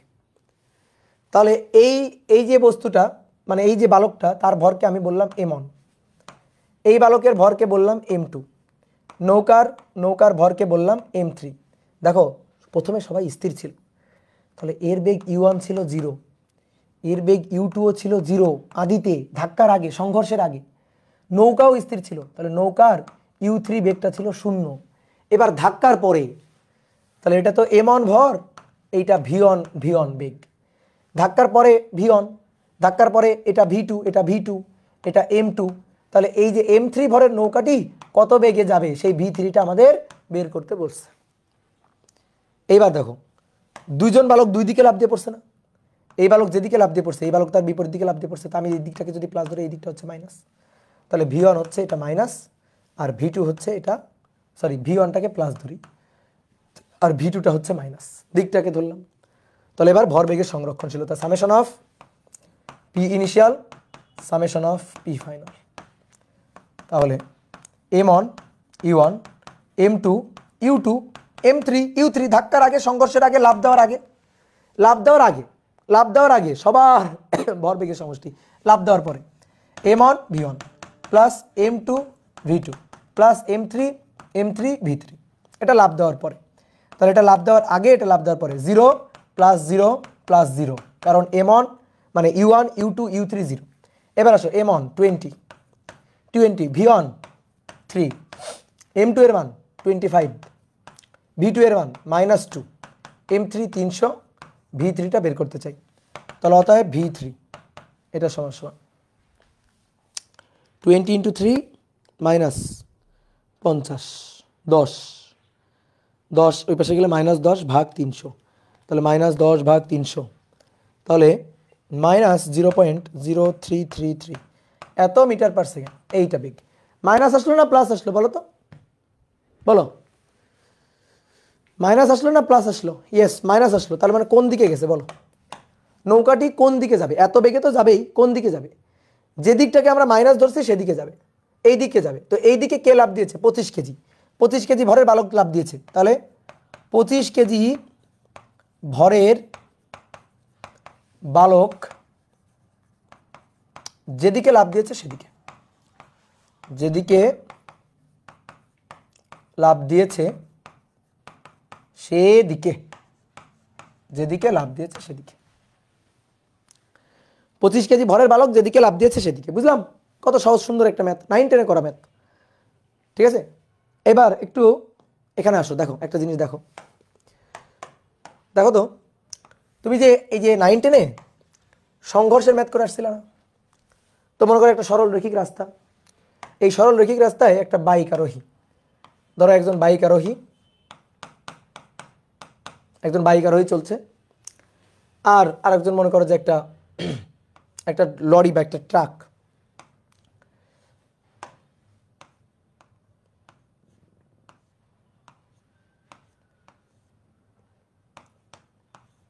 একটা ট্রাক আসতেছে। তো এবার প্রশ্ন হচ্ছে যে এই দুইটার মুখোমুখি সংঘর্ষ হইল, সংঘর্ষের পরে ধরো মিলিত হয়ে গেল। প্রশ্ন হচ্ছে মিলিত হয়ে তারা কোন দিকে যাবে? এটা নির্ধারণ করে কে?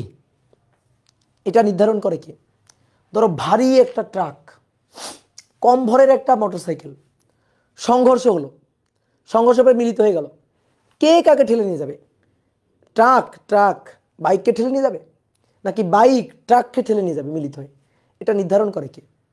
দেখো দুইটা বস্তুর মধ্যে সংঘর্ষ হয়েছে, সংঘর্ষ হইলে যে ভারী সেই কিন্তু হালকাটাকে ধাক্কা দিয়ে ঠেলে নিয়ে যাবে, ভারী সে হালকাটাকে ডোমিনেট করে ধাক্কা দিয়ে ঠেলে নিয়ে যাবে মিলিত হয়ে, তাই না?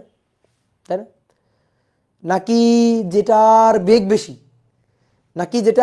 বেশি সেইটা বাকিটাকে ধাক্কা দিয়ে নিয়ে চলে যাবে? বলো তো, তাহলে যেটার বেগ বেশি সে বাকিটাকে ধাক্কা নিয়ে যাবে, নাকি যেটার ভর বেশি সে বাকিটাকে ধাক্কা নিয়ে যাবে? উত্তর হচ্ছে যার বেগ বেশি সে ধাক্কা দিয়ে যাবে এমন কোনো কথা না, যার বেগ বেশি সে বাকিটাকে ধাক্কা, যার ভর বেশি সে বাকিটাকে ধাক্কা নিয়ে যাবে এমনও কোনো কথা নেই। তাহলে কে ডোমিনেট করবে? যার ভরবেগ বেশি, ভর এবং বেগের গুণফল যার বেশি। বুঝতে পারছো? ভর এবং বেগের গুণফল যার বেশি সে ডোমিনেট করবে। যেমন আমি একটা ম্যাথ যদি তোমার করাই, ধরো এই যে এদের মুখোমুখি সংঘর্ষ হইল, তো মনে করো এই বাইকের বেগ হচ্ছে 100 মিটার পার সেকেন্ড, বাইকের ভর হচ্ছে ধরো 200 কেজি, 200 কেজি বাইকের ভর। এই ট্রাকের ভর হচ্ছে 400 কেজি, ট্রাকের ভর 400 কেজি। আর ট্রাকের বেগটা হচ্ছে ট্রাকের বেগটা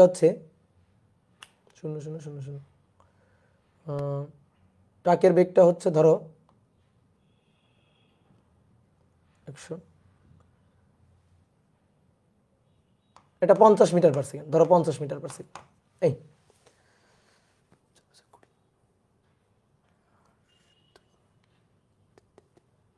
হ্যাঁ হলো, ধরো এরা মিলিত হয়ে গেল, তো মিলিত হয়ে কে কাকে কোন দিকে নিয়ে যাবে? মিলিত হয়ে গেলে তাহলে দেখো 200, এই যে সংঘর্ষের আগে আর সংঘর্ষের আগে এর জন্য m1 u1, এটা m1 আর এই বেগটা u1, আর এটা m2, এই বেগটা u2। সংঘর্ষের আগে কিন্তু এটা, তাহলে u1টা যদি আমি পজিটিভ ধরি, এই দিকটা যদি আমি পজিটিভ চিন্তা করি, তাহলে এই দিকটা নেগেটিভ, তাহলে এটা কিন্তু নেগেটিভ। এবার সংঘর্ষের পরে তো মিলিত হয়ে গেল, আচ্ছা নিচে রাখি, এটা সংঘর্ষের পরে মিলিত হয়ে গেল।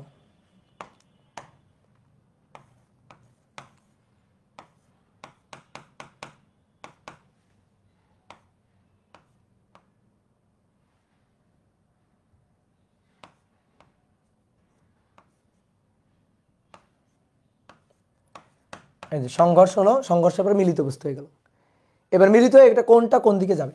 তাহলে টোটাল ভর এখন কত হলো? টোটাল ভর এখন হলো 200 যোগ 400, আর টোটাল মিলিত বেগ হচ্ছে ভি, এটা আমরা বের করতে চাই। তাহলে m1 u1 plus m2 u2 m2 u2 equal to m1 plus m2 into V, মিলিত বেগ ভি। তাহলে এই দুইটা গুণ করি, m1 এর মান 200, u1 এর মান প্লাস 100, m2 এর মান হচ্ছে 400, u2 এর মান 50, কিন্তু কেমন 50? -50। তাহলে দুইটা বস্তুর মিলিত ভর হচ্ছে 2 4 600 আর মিলিত বেগ হচ্ছে ভি। তাহলে অতএব মিলিত বেগ ভি বের করব, মিলিত বেগ ভি বের করব।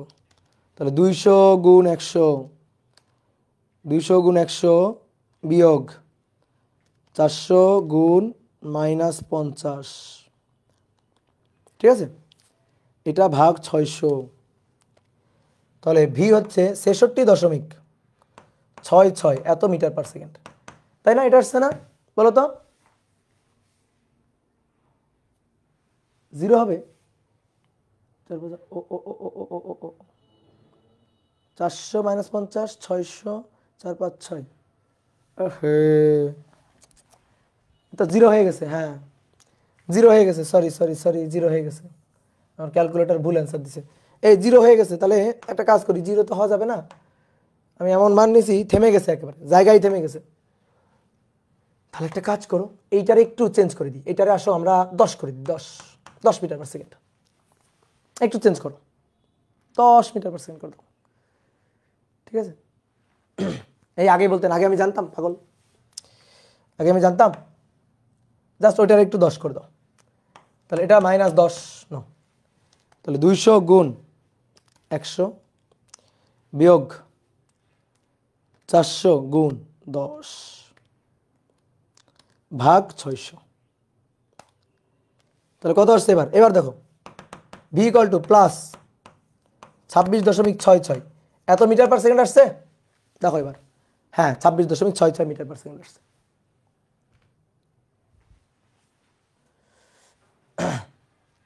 ভাইয়ের ক্যালকুলেটর আমার ধোকা দিয়ে দিল, হ্যাঁ ক্যালকুলেটর ধোকা দিয়ে দিল। এবার আসো, বেগের মানটা প্লাস আসছে, তাহলে কোন দিকে চলবে? যে দিকটাকে আমরা প্লাস ধরছিলাম এই দিকটা, অর্থাৎ বাইক যেদিকে যাচ্ছিল, বাইক যেদিকে যাচ্ছিল, বাইক যেদিকে যাচ্ছিল, ঠিক আছে, বাইক যেদিকে যাচ্ছিল। অনেকের কাছে মনে হতো ভাই বাইক তো হালকা, ট্রাক ওটা তো ভারী বেশি, হ্যাঁ এটা 200 এটা 400 দ্বিগুণ ভারী, কিন্তু ওর বেগের অবস্থা দেখছো 10, খুবই কম বেগ। আর এর বেগ দেখছো 100 মিটার পার সেকেন্ড, ধাক্কা দিয়ে মিলিত হয়ে ঠেলে নিয়ে চলে গেছে। তো এই হচ্ছে ঘটনা। এইবার আসো দেখো, কে কাকে ডোমিনেট করবে? যার ভর বেগ বেশি হবে সে যা চাইবে তাই হবে। কোন দিকে যাবে, ব্যাপারটা হচ্ছে কোন দিকে যাবে। ভর বেগ যার বেশি, যার ভর বেগ বেশি সে যা চাইবে তাই হবে। তাহলে এর ভর বেগ হচ্ছে 0.0002, তাহলে 2 এর পরে 4টা শূন্য, এর ভরবেগ, 2 এর পরে 1 2 3 4 4টা শূন্য, 20,000। এর ভরবেগ কত? এর ভরবেগ হচ্ছে 4 এর পরে 3টা শূন্য, 4 এর পরে 1 2 3টা শূন্য, বুঝলা? তাহলে এই দুইটার মধ্যে কার ভরবেগটা বেশি? এর ভরবেগ বেশি, তাহলে বাইকের ভরবেগ বেশি। এই দেখো বাইকের ভরবেগটা বেশি, তাহলে বাইক যা চাইবে তাই হবে, অর্থাৎ বাইক যেদিকে চলতেছিল সে বাকিটাকে ধরে ধাক্কা দিয়ে ঠেলে নিয়ে ওইদিকে চলে যাবে, সে যা চাইবে তাই হবে। ওকে, তাহলে এবার আসো তো এই ম্যাথটা ওই সেন্সে বলো তো দেখি। দেখো তো এই বালকটা লাভ দিছে এদিকে, 20 কেজি ভরের বালক 3 মিটার পার সেকেন্ড বেগে লাভ দিছে, তাহলে এর ভরবেগ কত? 20 কেজি, তাহলে 3 দুগুণে 6 60, এর ভরবেগ 60। 25 2, এর ভরবেগ 50, এর ভরবেগ 50। তাহলে কার ভরবেগ বেশি? ওর ভরবেগ বেশি, এর ভরবেগ তো 50, তাহলে 60 বেশি। তাহলে 60, এ যা চাইবে তাই হবে, এ যা চাইবে, এ যেদিকে লাভ দিছে সেই দিকে যাবে তা না। আমি কি বলছি? যা চাইবে তাই হবে, এ যা চাইছে তাই হবে। চিন্তা করো তো, ও কি চাইছে? ও চাইছে এইদিকে লাভ দিয়ে পড়ে, এইদিকে লাভ দিয়ে পড়ে নৌকাটাকে পিছনে ঠেলে দিতে, ও এটা চাইছে। আর এ চাইছে এদিকে লাভ দিয়ে পড়ে এদিকে লাভ দিলে নৌকাটা এদিকে পাঠাই দিবে, এইদিকে লাভ দিয়ে পড়লে নৌকাটা ঠেলে দিকে সরাই দিবে, এটা চাইছে। তাহলে কার ইচ্ছাটা পূরণ হবে? যার ভরবেগটা বেশি তার ইচ্ছাটাই পূরণ হবে, এর ভরবেগটা বেশি, এই কারণে এদিকে লাভ দিয়ে পড়লে নৌকাটা পিছন দিকে সরে যাবে, অর্থাৎ নৌকাটা এই দিকে চলে আসবে, অর্থাৎ মাইনাসের দিকে যাবে। দেখো মাইনাসের দিকে গেছে, বেগের মানটা মাইনাস হয়েছে। বুঝলা? তাহলে যার ভরবেগ বেশি সে যা চাইবে তাই হবে। বুঝলা? সে যা চাইবে তাই হবে। তাহলে এ যখন এদিকে লাফ দিয়ে পড়ছে, তো এর ভরবেগটা বেশি, তো এইদিকে লাফ দিয়ে পড়লে নৌকাটাকে পিছন দিকে পাঠিয়ে দিবে। কি ক্লিয়ার? নৌকাটাকে পিছন দিকে পাঠিয়ে দিবে। এই হচ্ছে কাহিনী। বুঝলা? মনে করো এরকম মোটু একটা লোক, এটা নৌকা, এই নৌকার উপর ধরো এটা মোটু একটা লোক, হ্যাঁ, সে এইদিকে লাফ দিয়ে পড়ছে, আর আমি আমার মতো পাতলা শুকনো একটা লোক, সে এইদিকে লাফ দিয়ে পড়ছে। তা আমি মনে করো বেশ ভালোই বেগে লাফ দিয়ে পড়ছি, আর এই মোটু লোকটা জাস্ট লাফ দিয়ে পড়ছে, জাস্ট কোনো মতে লাফ দিয়ে পড়ছে। তাহলে মনে করো নৌকা এইভাবে উড়ে চলে যাবে এইদিকে। বুঝতে পারছো? তার মানে শুধু বেগের উপর নির্ভর করে না, ভর বেগের উপর নির্ভর করে। যার ভর বেগ বেশি সে যা চাইবে তাই হবে। তো এর ভর অনেক বেশি, এর সামান্য একটু বেগ দিয়ে লাফ দিয়ে পড়ছে, তো এর ভর বেগ বেশি। তা আমি বেগ বেশি দিছি, কিন্তু আমার তো ভর কম, অনেক কম, শুকনা, ঠিক আছে, হালকা পাতলা। তা আমি লাফ দিয়ে পড়ছি, তা আমি নৌকাটাকে এইদিকে পাঠাইতে পারি নাই। আমি চাইছিলাম এদিকে পাঠাইতে, আর এই লোকটা চাইছিল ওই দিকে সরাই দিতে। তাহলে ওই লোকটার ইচ্ছাই পূরণ হবে, কারণ ওই লোকটার ভর বেগ বেশি। তার যার ভর বেগ বেশি তার ইচ্ছাটাই পূরণ হবে। ব্যাপারটা হচ্ছে এরকম। ওকে, ডান ডান ডান ডান ডান। দেখো বলা হচ্ছে কত নম্বর করলাম? 3, এটা 4, দেন এটা 5। বলা হচ্ছে স্কেটিং জুতা পায়ে, স্কেটিং জুতা মানে ফ্রিকশন নেই, তলে ফ্রিকশন নেই, বুঝছো? স্কেটিং জুতা পায়ে দাঁড়ানো তোমার কাছে, দাঁড়ানো তোমার কাছে অয়ন, অয়ন নামে কেউ একজন, অয়ন 3.3 কেজি ভরের একটি বল ছোড়ে। আমি যেটা লিখতেছি এটা চোখ বন্ধ করে কল্পনা করো, কারণ একটা ম্যাথ পড়ে তোমার তো ম্যাথটা বাংলা কথা লেখা থাকবে, তো বাংলা কথাই লেখা থাকলে তোমরা না ম্যাথটা দৃশ্য গল্পটা কেমন এটা ভাবতে গিয়ে মনে করো যে উল্টাপাল্টা করে ফেলো। তো এই কারণে ভাবতে অনেকে ভাবতেও পারো না। তো এই কারণে ম্যাথটা পড়ে চোখ বন্ধ করে ভাববা, ম্যাথটা নিয়ে ভাববা, চিত্র ফুটাই তুলবা, চোখের সামনে ঘটনাটা ফুটাই তুলবা, ম্যাথ প্রবলেম সলভ হয়ে যাবে। তো বলা হচ্ছে স্কেটিং জুতা পায়ে দাঁড়ানো তোমার কাছে অয়ন 3.3 কেজি ভরের একটি বল ছোড়ে, বল ছোড়ে, তোমার ভর 48 কেজি। বলটি লোফার সাথে সাথে, বলটি লোফা, লোফা মানে লুফে নেওয়া আর কি, তাহলে বলটি লোফার সাথে সাথে তমা একই দিকে 0.32 মিটার পার সেকেন্ড বেগে গতিশীল হয়। এত বেগে গতিশীল হয়, গতিশীল হয়। তো বলটার বেগ কত? মানে বলটা যখন ক্যাচ ধরে তখন বলের বেগ কত? বলটা যখন তমা ক্যাচ ধরে, যখন বলটা লুফে নেয় তখন বলের বেগটা কত ছিল? ঠিক আছে, আসো তাহলে আমরা একটু চিত্র আঁকি। তোমাকে আঁকলেই হবে, তোমা বল ধরছে তো তোমাকে আঁকলে হবে, অয়নকে আঁকতে হবে না, শুধু বলটা আঁকলেই চলবে। ঠিক আছে, শুধু অয়নের ছোড়া বলটা আঁকলেই চলবে। এই হচ্ছে তমা, এই যে তোমার মাথায় চুল দিয়ে দিলাম। তো তমা কি, সরি, তমা স্থির দাঁড়ানো ছিল, তোমার ভর কত? 48 কেজি।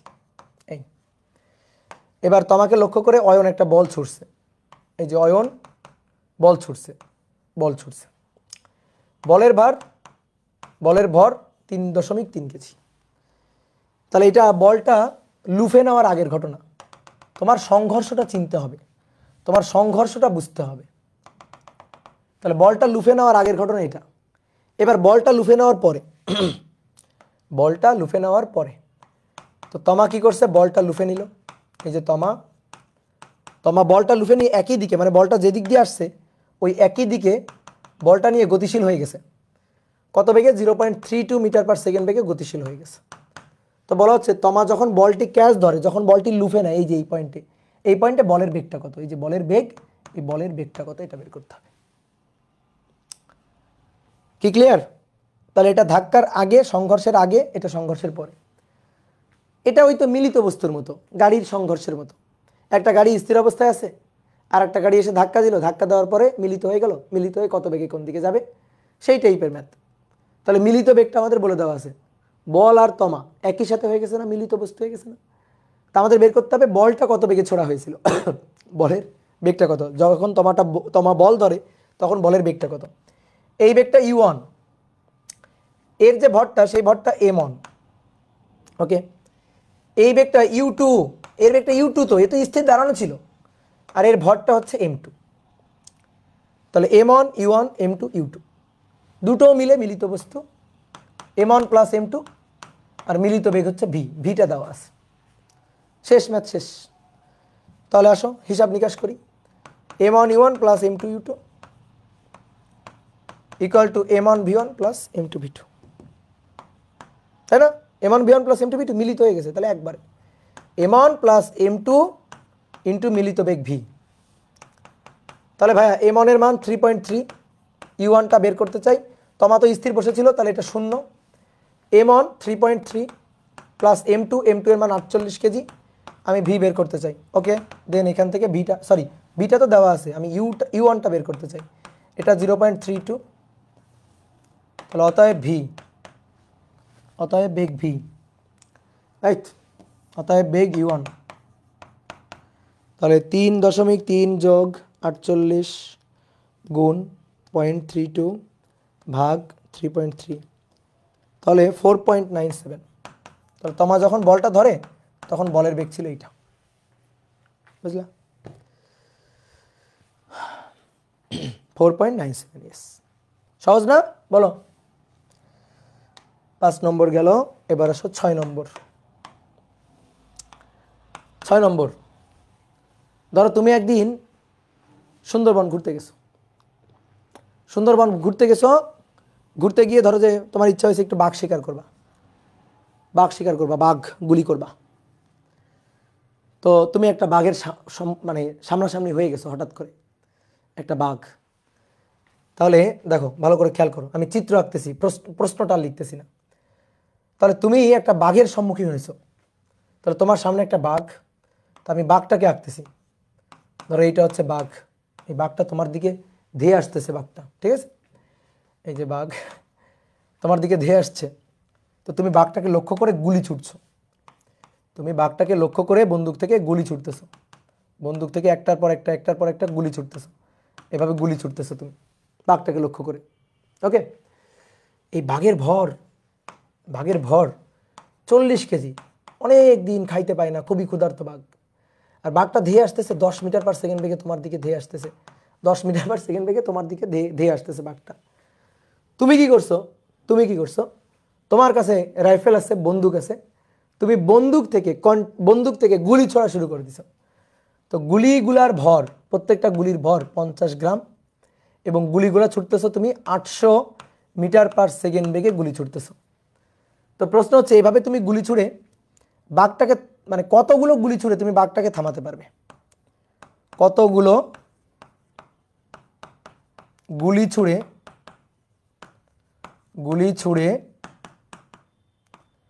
বাঘকে থামাবে?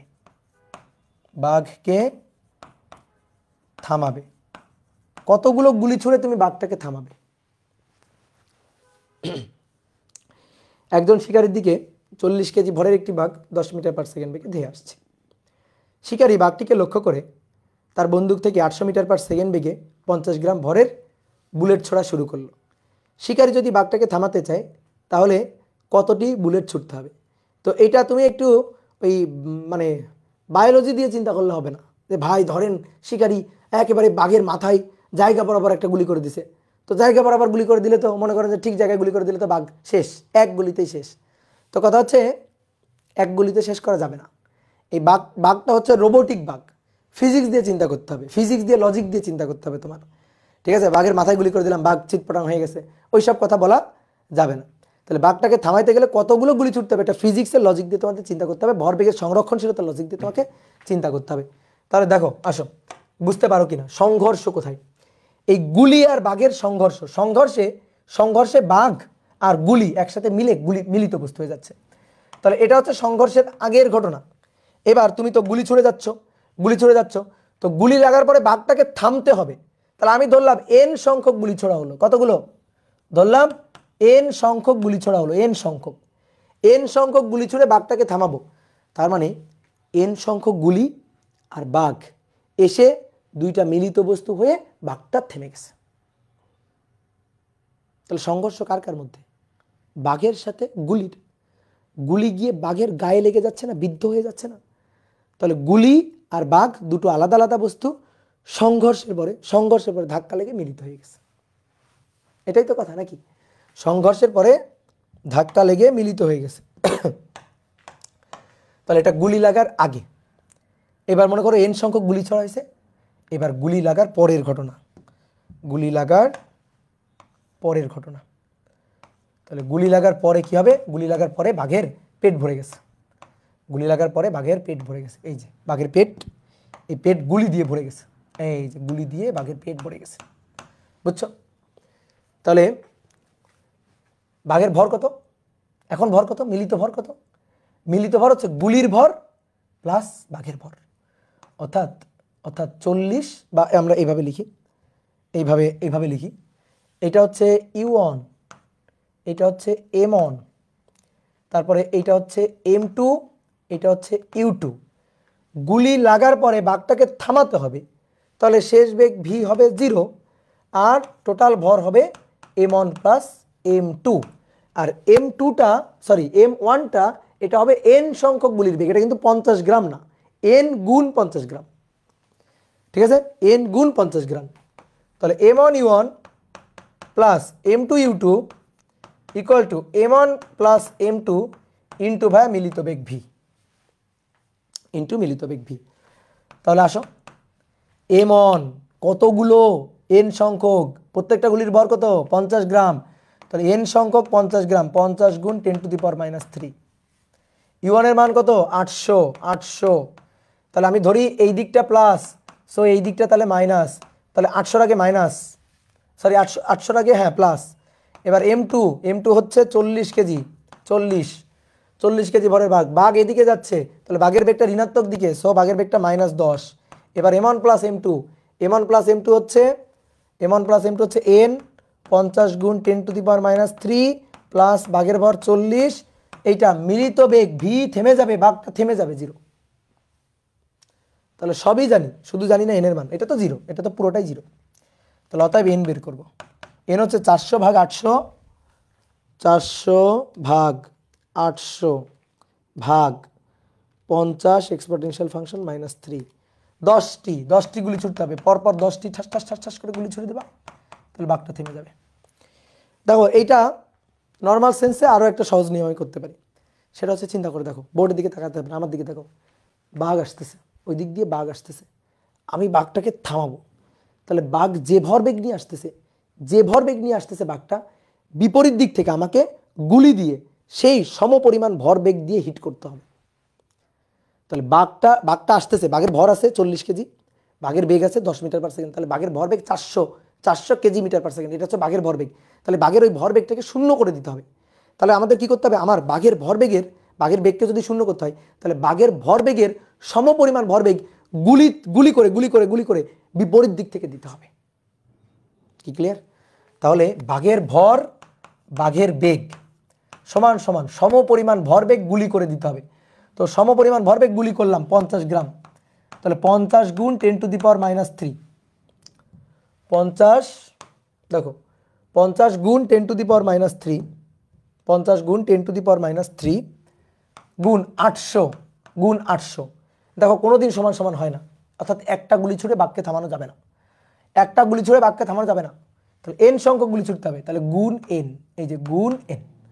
তাহলে সবই জানি না এন এর মানটা বের করো, দেখো এন এর মান 10টি, এন এর মান বের করলে দেখবা এন এর মান আসবে 10টি, বুঝলা?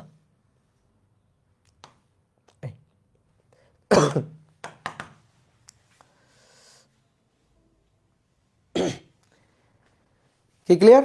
ওকে, চলো তাহলে কত নম্বর করলাম এটা? 6 নম্বর না? 6 7। দেখো 7 নম্বর খুবই খুবই খুবই খুবই ইম্পর্টেন্ট একটা ম্যাথ। একটা গাছ, লম্বা একটা গাছ, এরকম লম্বা একটা গাছ। এই গাছের মগ ডালে, এই যে মগ ডাল, এই মগ ডালে একটা পাখি বসা ছিল।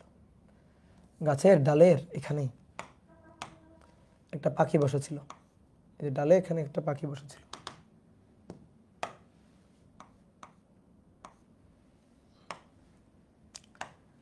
তো এই হচ্ছে পাখিটা।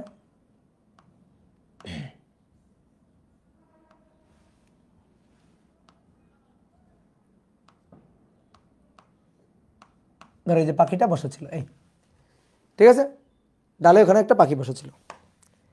পাখিটার ভর 1.975 কেজি। এটা হচ্ছে পাখিটার ভর। পাখি কিন্তু স্থির বসা ছিল। এবার তুমি মনে করো গাছে উঠে, এখানে পাশে একটা গাছ টাছ কিছু একটা আছে, তুমি গাছে উঠছো, বা একটা বিল্ডিং আছে, সেই বিল্ডিংয়ের ছাদ থেকে তুমি পাখিটাকে লক্ষ্য করে অনুভূমিকভাবে গুলি ছুড়ে দিছো। পাখিটাকে লক্ষ্য করে অনুভূমিকভাবে গুলি ছুড়ে দিছো, এখান থেকে অনুভূমিকভাবে গুলি ছুড়ে দিছো। তাহলে যে গুলি ছুড়ছো সেই গুলির ভর 0.025 কেজি। এটা হচ্ছে গুলির ভর। গুলির বেগ 400 মিটার পার সেকেন্ড। তাহলে কি দাঁড়াইলো? যে একটা পাখি গাছের ডালে বসে আছে, স্থির পাখি, 1.975 কেজি ভরের পাখি, পাখিটাকে লক্ষ্য করে তুমি 400 মিটার পার সেকেন্ড বেগে 0.025 কেজি ভরের একটা বুলেট ছুটছো। আর গাছের উচ্চতা ছিল হচ্ছে 313.6 মিটার। এটা ছিল গাছের উচ্চতা। এই হচ্ছে উদ্দীপকের কথাবার্তা, আমি চিত্র আঁকলাম। এইবার মূল কথা বলা হচ্ছে, গুলি লাগার পরে অনুভূমিকভাবে গুলি করা হয়েছে। অনুভূমিকভাবে গুলি করা হলো, খুব ইম্পর্টেন্ট কথা এটা। অনুভূমিক ভাবে গুলি করা হলো, অনুভূমিকভাবে গুলি করা হলো। ফলে বুলেটটি পাখির পেটের মধ্যেই থেকে যায়। পাখির পেটের মধ্যে থেকে যায়, পেটের মধ্যেই থেকে যায়। তাহলে বলা হচ্ছে যে গাছের গোড়া থেকে কত দূরে গিয়ে পড়বে, কত অনুভূমিক দূরে গিয়ে পাখিটা পড়বে, কত অনুভূমিক দূরে গিয়ে পড়বে, দূরে গিয়ে গুলিবিদ্ধ পাখিটি পড়বে, পাখিটি পড়বে। দেখো কত অমানবিক একটা ম্যাথ করতে হচ্ছে, ঠিক আছে। এই হচ্ছে প্রশ্ন। তাহলে আসো উদ্দীপকটা বলি আরেকবার নাকি। একটা গাছের ডালে পাখি বসা ছিল, পাখির ভর 1.975 কেজি। পাখিটাকে লক্ষ্য করে 400 মিটার পার সেকেন্ড বেগে গুলি করা হলো। অনুভূমিকভাবে গুলি করা হয়েছে, গুলির বেগ 0.025 কেজি। গাছের উচ্চতা হচ্ছে 313.6 মিটার। এটা গাছের উচ্চতা দেওয়া আছে, তাই তো? এবার বলা হচ্ছে যে গুলি করা হলে, অনুভূমিকভাবে গুলি করা হলে গুলিটা পাখির পেটের মধ্যে থেকে যায়, অর্থাৎ গুলিটা বিদ্ধ হয়ে পাখির পেট ফুঁড়ে বাইরে বের হয়ে যায় না। তার মানে কিসের ইঙ্গিত দিল বলো তো? কিসের ইঙ্গিত দিল একটু চিন্তা করো তো। গুলিটা পাখির পেটের মধ্যে থেকে যায়, তার মানে মিলিত বস্তু হয়ে যায়, সংঘর্ষের পরে মিলিত বস্তু হয়ে যায়। কি ক্লিয়ার? এখন বলছে পাখিটা, গুলিবিদ্ধ পাখিটা, সেটা গাছের গোড়া থেকে কত অনুভূমিক দূরে গিয়ে পড়বে, কত অনুভূমিক দূরে গিয়ে পড়বে, কোথায় গিয়ে পড়বে। তো প্রথমে এই কত অনুভূমিক দূরে গিয়ে পড়বে এটা বাদ দাও। দুটো কনসেপ্টকে মিলানো হয়েছে, একটা হচ্ছে ভরবেগের সংরক্ষণশীলতা আর একটা হচ্ছে প্রজেক্টাইল মোশন। দুইটা কনসেপ্টকে একসাথে মিশানো হয়েছে। তাহলে আসো দেখো, গুলি করা হলো, এইভাবে গুলি করা হলো, গুলিটা এসে পাখির পেটের মধ্যে থেকে গেল। এই যে গুলিটা পাখির পেটের মধ্যে থেকে গেল, এই তাহলে যখনই গুলিটা পাখির পেটের মধ্যে থেকে গেছে, তখন দেখো তো গুলি সহ গুলিবিদ্ধ পাখিটার, গুলি সহ পাখির মিলিত বেগ এটা না, গুলি সহ পাখির মিলিত বেগ এটা, এই যে অনুভূমিক বেগ। কেন অনুভূমিক বেগ বলছেই তো, অনুভূমিকভাবে গুলি করা হলো। তাহলে গুলিবিদ্ধ পাখির মিলিত বেগ হচ্ছে এইটা হচ্ছে গুলিবিদ্ধ পাখির মিলিত বেগ। মিলিত বেগটা হচ্ছে ইউ। ওকে, মিলিত বেগটা হচ্ছে ইউ। তাহলে এই ইউ বেগ নিয়ে আজীবন এভাবে চলে যাবে? জীবনেও না। ইউ বেগ নিয়ে একটু পরে প্রজেক্টাইল হয়ে নিচে পড়বে, ঠিক আছে, প্রাসের গতি হয়ে নিচে পড়বে, বুঝলা? তো আমরা প্রাসের গতিতে পরে যাচ্ছি।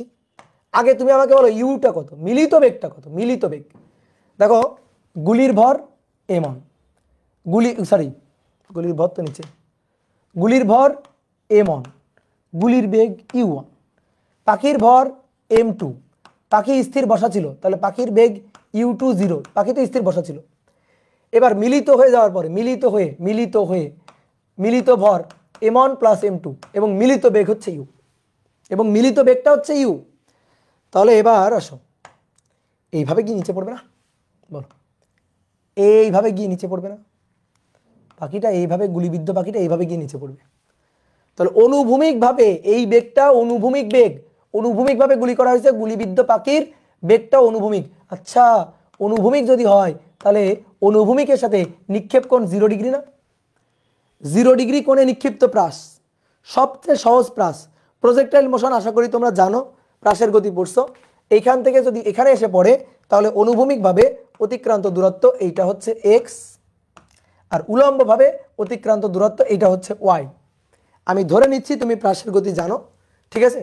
তাহলে আমাদের কাজ হচ্ছে প্রথমে ইউ বের করা, ইউটা বের করা, তারপরে y দেওয়া আছে, দেন কোনো না কোনোভাবে x বের করা। এটাই আমাদের টার্গেট। ভরবেগের সংরক্ষণশীলতার সাথে একটু প্রাসের গতি মিশায় খিচুড়ি রান্না করা হয়েছে, আর কিছুই না। তাহলে দেখো তো, আগে আমরা ইউটা, মিলিত বেগটা বের করতে পারি কিনা। তাহলে m1 u1 plus m2 u2 equal to m1 v1 plus m2 v2। ঠিক আছে, m1 v1 plus m2 v2, কিন্তু মিলিত বেগ m1 প্লাস m2 ইন্টু মিলিত বেগ v। নর্মালি মিলিত বেগ তো আমরা v দিই, কিন্তু এখানে মিলিত বেগটাকে u দিয়ে লিখছি, সো u দিলাম, কোনো সমস্যা নেই।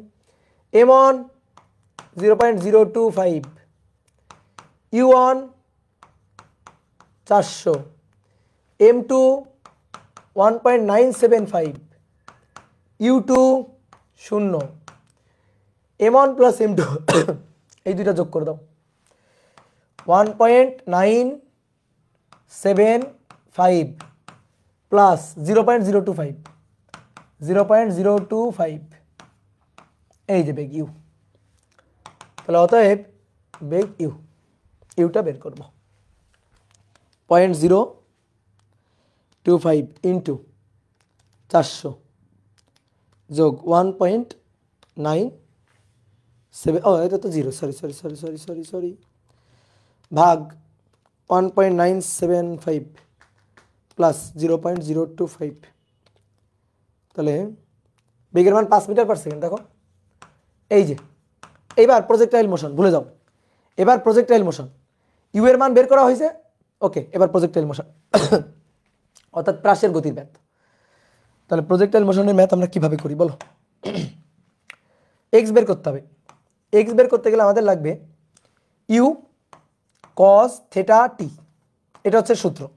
তো কস তো 0, তার মানে u t, cos 0t, that means u t. কিন্তু ইউ জানি, টি তো জানি না। ইউ এর মান 5 জানি, কিন্তু টি তো জানি না।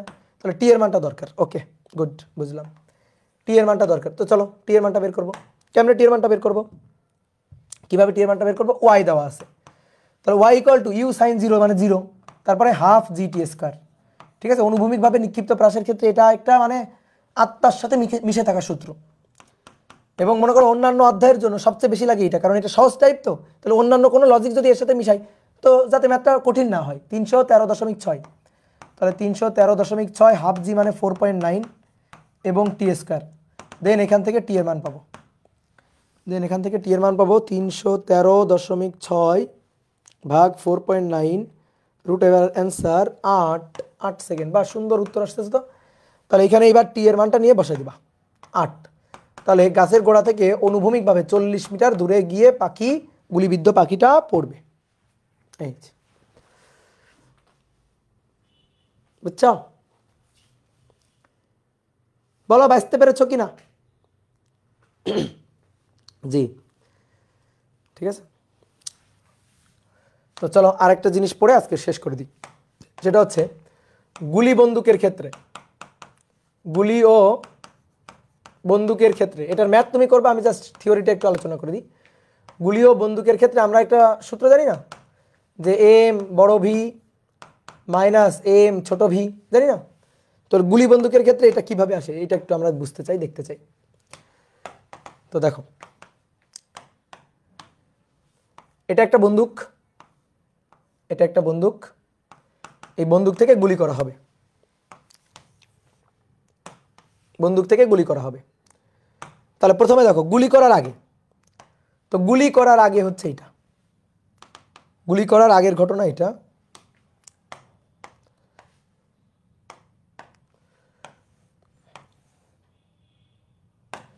এটা গুলি করার আগের ঘটনা, গুলি করার ঘটনা আগের ঘটনা এটা। তাহলে গুলিটাই হচ্ছে সংঘর্ষ। তাহলে গুলি করার আগে, গুলি করার আগে এবং গুলি করার পরে, সংঘর্ষের আগে, সংঘর্ষের পরে, ধাক্কার আগে, ধাক্কার পরে, বিস্ফোরণের আগে, বিস্ফোরণের পরে। তাহলে গুলিটা কোথায় আছে? গুলিটা আছে, গুলিটা আছে বন্দুকের মধ্যে, এই যে বসে আছে এখানে গুলিটা। তাহলে দেখো বন্দুকের ভর, বন্দুকের যে ভরটা এইটাকে আমরা বললাম m1, বন্দুকের যে বেগটা, আদি যে বেগটা, এটাকে আমরা বললাম e1। গুলির যে ভরটা, গুলির গুলির m2, গুলির যে বেগটা সেটাকে আমরা বললাম u2। তো প্রথমে দেখো যে গুলির যে ভরটা সেটা m2, তো কিন্তু গুলি তো স্থির আছে, গুলি বন্দুকের মধ্যে বসা, আমিও গুলি করি নাই, তাহলে বন্দুকও স্থির আছে, গুলিটাও স্থির আছে, বন্দুকও স্থির আছে, গুলিটাও স্থির আছে। তাহলে u2 0, গুলি করার আগে u1 ও 0, বুঝলাম? যেহেতু বন্দুক, তো বন্দুক একটু বেশ বড় সম্মানীয় বন্দুক, এই কারণে বড় এম দিয়ে লিখি, আর গুলি যেহেতু ছোট এই কারণে ছোট এম দিয়ে লিখি। তাহলে বন্দুকের ভর বড় এম, গুলির ভর ছোট এম, বুঝলা? এইবার টিগার চাপ দিয়ে ঠাস করে একটা গুলি করে দিছ, গুলি বের হয়ে চলে গেছে, গুলি বের হয়ে চলে গেছে। তাহলে এই হচ্ছে গুলি, এই যে গুলিটা বের হয়ে চলে গেছে। কত বেগে গেল গুলিটা, কত বেগে গেল গুলিটা, কত বেগে বের হলো? গুলিটার যে বেগটা, এই যে বেগটা, এই বেগটা হচ্ছে গুলির গুলাকে কি ধরছিলাম 2, তাহলে এটা হচ্ছে v2, এই v2টা হচ্ছে v, ওকে ঠিক আছে, গুলির ভর m2। এবার বন্দুক, তো বন্দুকের ভর m1, তাহলে বন্দুকের যে বেগটা সেই বেগটা হচ্ছে v1। আমি বন্দুকের বেগটা চাই, গুলির বেগ যদি v হয় তাহলে বন্দুকের বেগ v1টা কত হবে? তো এই v1টাকে আমরা বড় v ধরি, v1, এই v1টাকে, যেহেতু বন্দুক সম্মানীয় বন্দুক এই কারণে বড় v, ওকে। তাহলে এটা গুলি করার আগে, গুলি করার পরে, এবার আগে পরে, এবার ভরবেগের সংরক্ষণশীলতা খাটাবো, m1 e1 m2 u2, মূল সূত্র আসলে এটা, m1 v1 m2 v2, m2 v2। তাহলে গুলি করার আগে গুলিটা বন্দুকের মধ্যে বসা ছিল, বন্দুকের বেগও 0 ছিল, গুলির বেগও 0 ছিল। গুলি যখন সেই করে ভি বেগে বের হয়ে গেছে, v2 বেগে বের হয়ে গেছে, বন্দুক ধাক্কা খেয়ে v1 বেগে অর্থাৎ বড় ভি বেগে পিছন দিকে চলে আসবে। দেখি তো পিছনের দিকে আসে কিনা। তাহলে এটা 0, এটা 0, কারণ u1 u2 0। এবার m1 এর মান বড় m, আর v1 এর মান বড় v, m2 এর মান ছোট m, m2 এর মানে যে ছোট m, আর v2 এর মান, v2 এর মান, v2 এর মান ছোট v, এটা প্লাস। এবার নিয়ে আসো, একটা এই পাশে নিয়ে আসো। অতএব দেখো m বড় v সমান সমান মাইনাস m ছোট v। এই জিনিসটা আসলে কি নির্দেশ করে? নির্দেশ করে, মাইনাসটা কি নির্দেশ করে বলো? মাইনাসটা কি নির্দেশ করে? মাইনাসটা নির্দেশ করে দিক বিপরীত। ওই যে একটা বাঘের ম্যাথ করলাম না, বাঘের ম্যাথটা করলাম না, বললাম না যে বাঘ ধেয়ে আসতেছে, বাঘটাকে থামাইতে গেলে তোমার কতগুলো গুলি ছোড়া লাগবে। তো ওখানে একটা শর্টকাট টেকনিক দেখালাম না, যে বাঘের ভরবেগের সমপরিমাণ ভরবেগ বিপরীত দিক থেকে দিতে হবে। ঠিক তেমনিভাবে একটা গুলি বন্দুক থেকে সাই করে বের হয়ে গেছে, তাহলে বন্দুক থেকে গুলিটা যে ভরবেগে বের হয়ে গেছে, বন্দুকও সেই সমপরিমাণ ভরবেগে বিপরীত দিকে ধাক্কা খাবে। তাই হয়েছে, গুলির ভরবেগ mv, বন্দুকের ভরবেগ বড় m বড় v গুণফল। তাহলে মাইনাসটা নির্দেশ করতেছে গুলির ভরবেগের পরিবর্তন যেদিকে ঘটছে, গুলির ভরবেগে যেদিকে, বন্দুক তার বিপরীত দিকে, গুলির বেগটা যেদিকে, বন্দুকের বেগটা তার বিপরীত দিকে। তাহলে এই মাইনাসটা মিন করতেছে দিকটা পরস্পরের বিপরীত। তাহলে অনেক পড়ে ফেলছি, 13টা স্লাইড পড়ে ফেলছি, 13টা স্লাইড পড়ে ফেলছি, বাহ এত কিছু পড়ে ফেলছি। 1 2 3 4 5 6 6 7 নৌকা, এটা এটা এটা বাঘের ম্যাথ করছি, প্লাসের ম্যাথ করছি, গুলির ম্যাথ, ওকে। তাহলে আজকে এই পর্যন্ত। নেক্সট দিন আমরা ভরবেগের সংরক্ষণশীলতার আরও অনেকগুলো ম্যাথ নিয়ে হাজির হব, এবং সেই ম্যাথগুলো 3-4 নিয়মে করব, তো সেইগুলো কিন্তু পারতে হবে তোমাদের। বাই।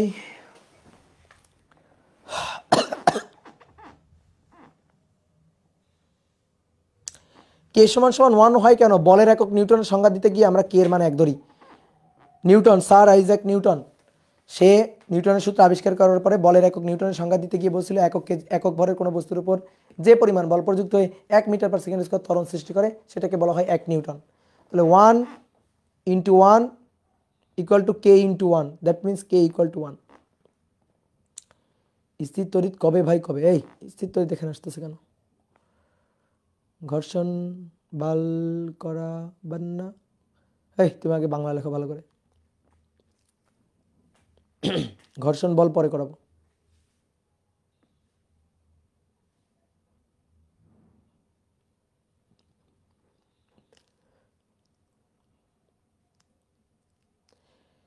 ভাই মেগা এক্সামে ডিফিকাল্ট ইন্টিগ্রেশন থাকবে। এই মেগা এক্সামে কি থাকবে না থাকবে আমি জানি না রে।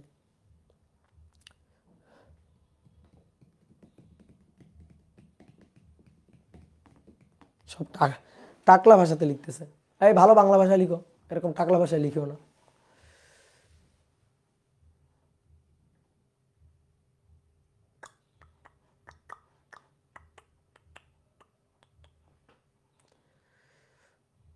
কি ভালো আছো সবাই? বলো, আসো একটু গল্প করি। স্যার আপনার ঠান্ডা লাগে না? লাগে তো, এই যে আমি হুডি পরে আছি তো, এই যে দেখো হুডি পরে আছি তো,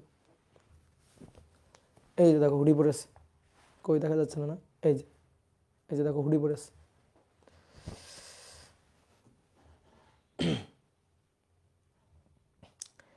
টাকলা মুরাদ, টাকলা মুরাদ, মুরাদ টাকলা। রোবোটিক বাঘ, হ্যাঁ রোবোটিক বাঘ। 7 নং শেষে বুঝো নাই? আর একটু দেখে নাও, টানা টানা দেখে নাও, বুঝে যাবা।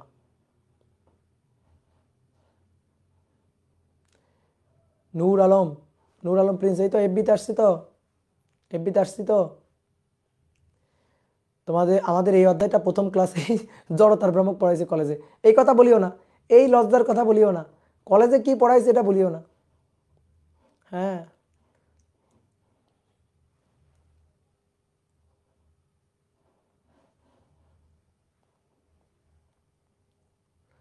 ও প্রজেক্টাইলের ম্যাথে ওয়াই নেগেটিভ হইতো না? আচ্ছা, প্রজেক্টাইলের ম্যাথে ওয়াই যদি নেগেটিভ হয়, জি এর আগেও তো নেগেটিভ, ওয়াই নেগেটিভ জিও নেগেটিভ, 2 নেগেটিভ কাটাকাটি, 2 নেগেটিভ মরে গেছে। দাদা কি এটা? বিয়ে, বিয়ে কবে করবেন? বিয়ে আর বিয়ে,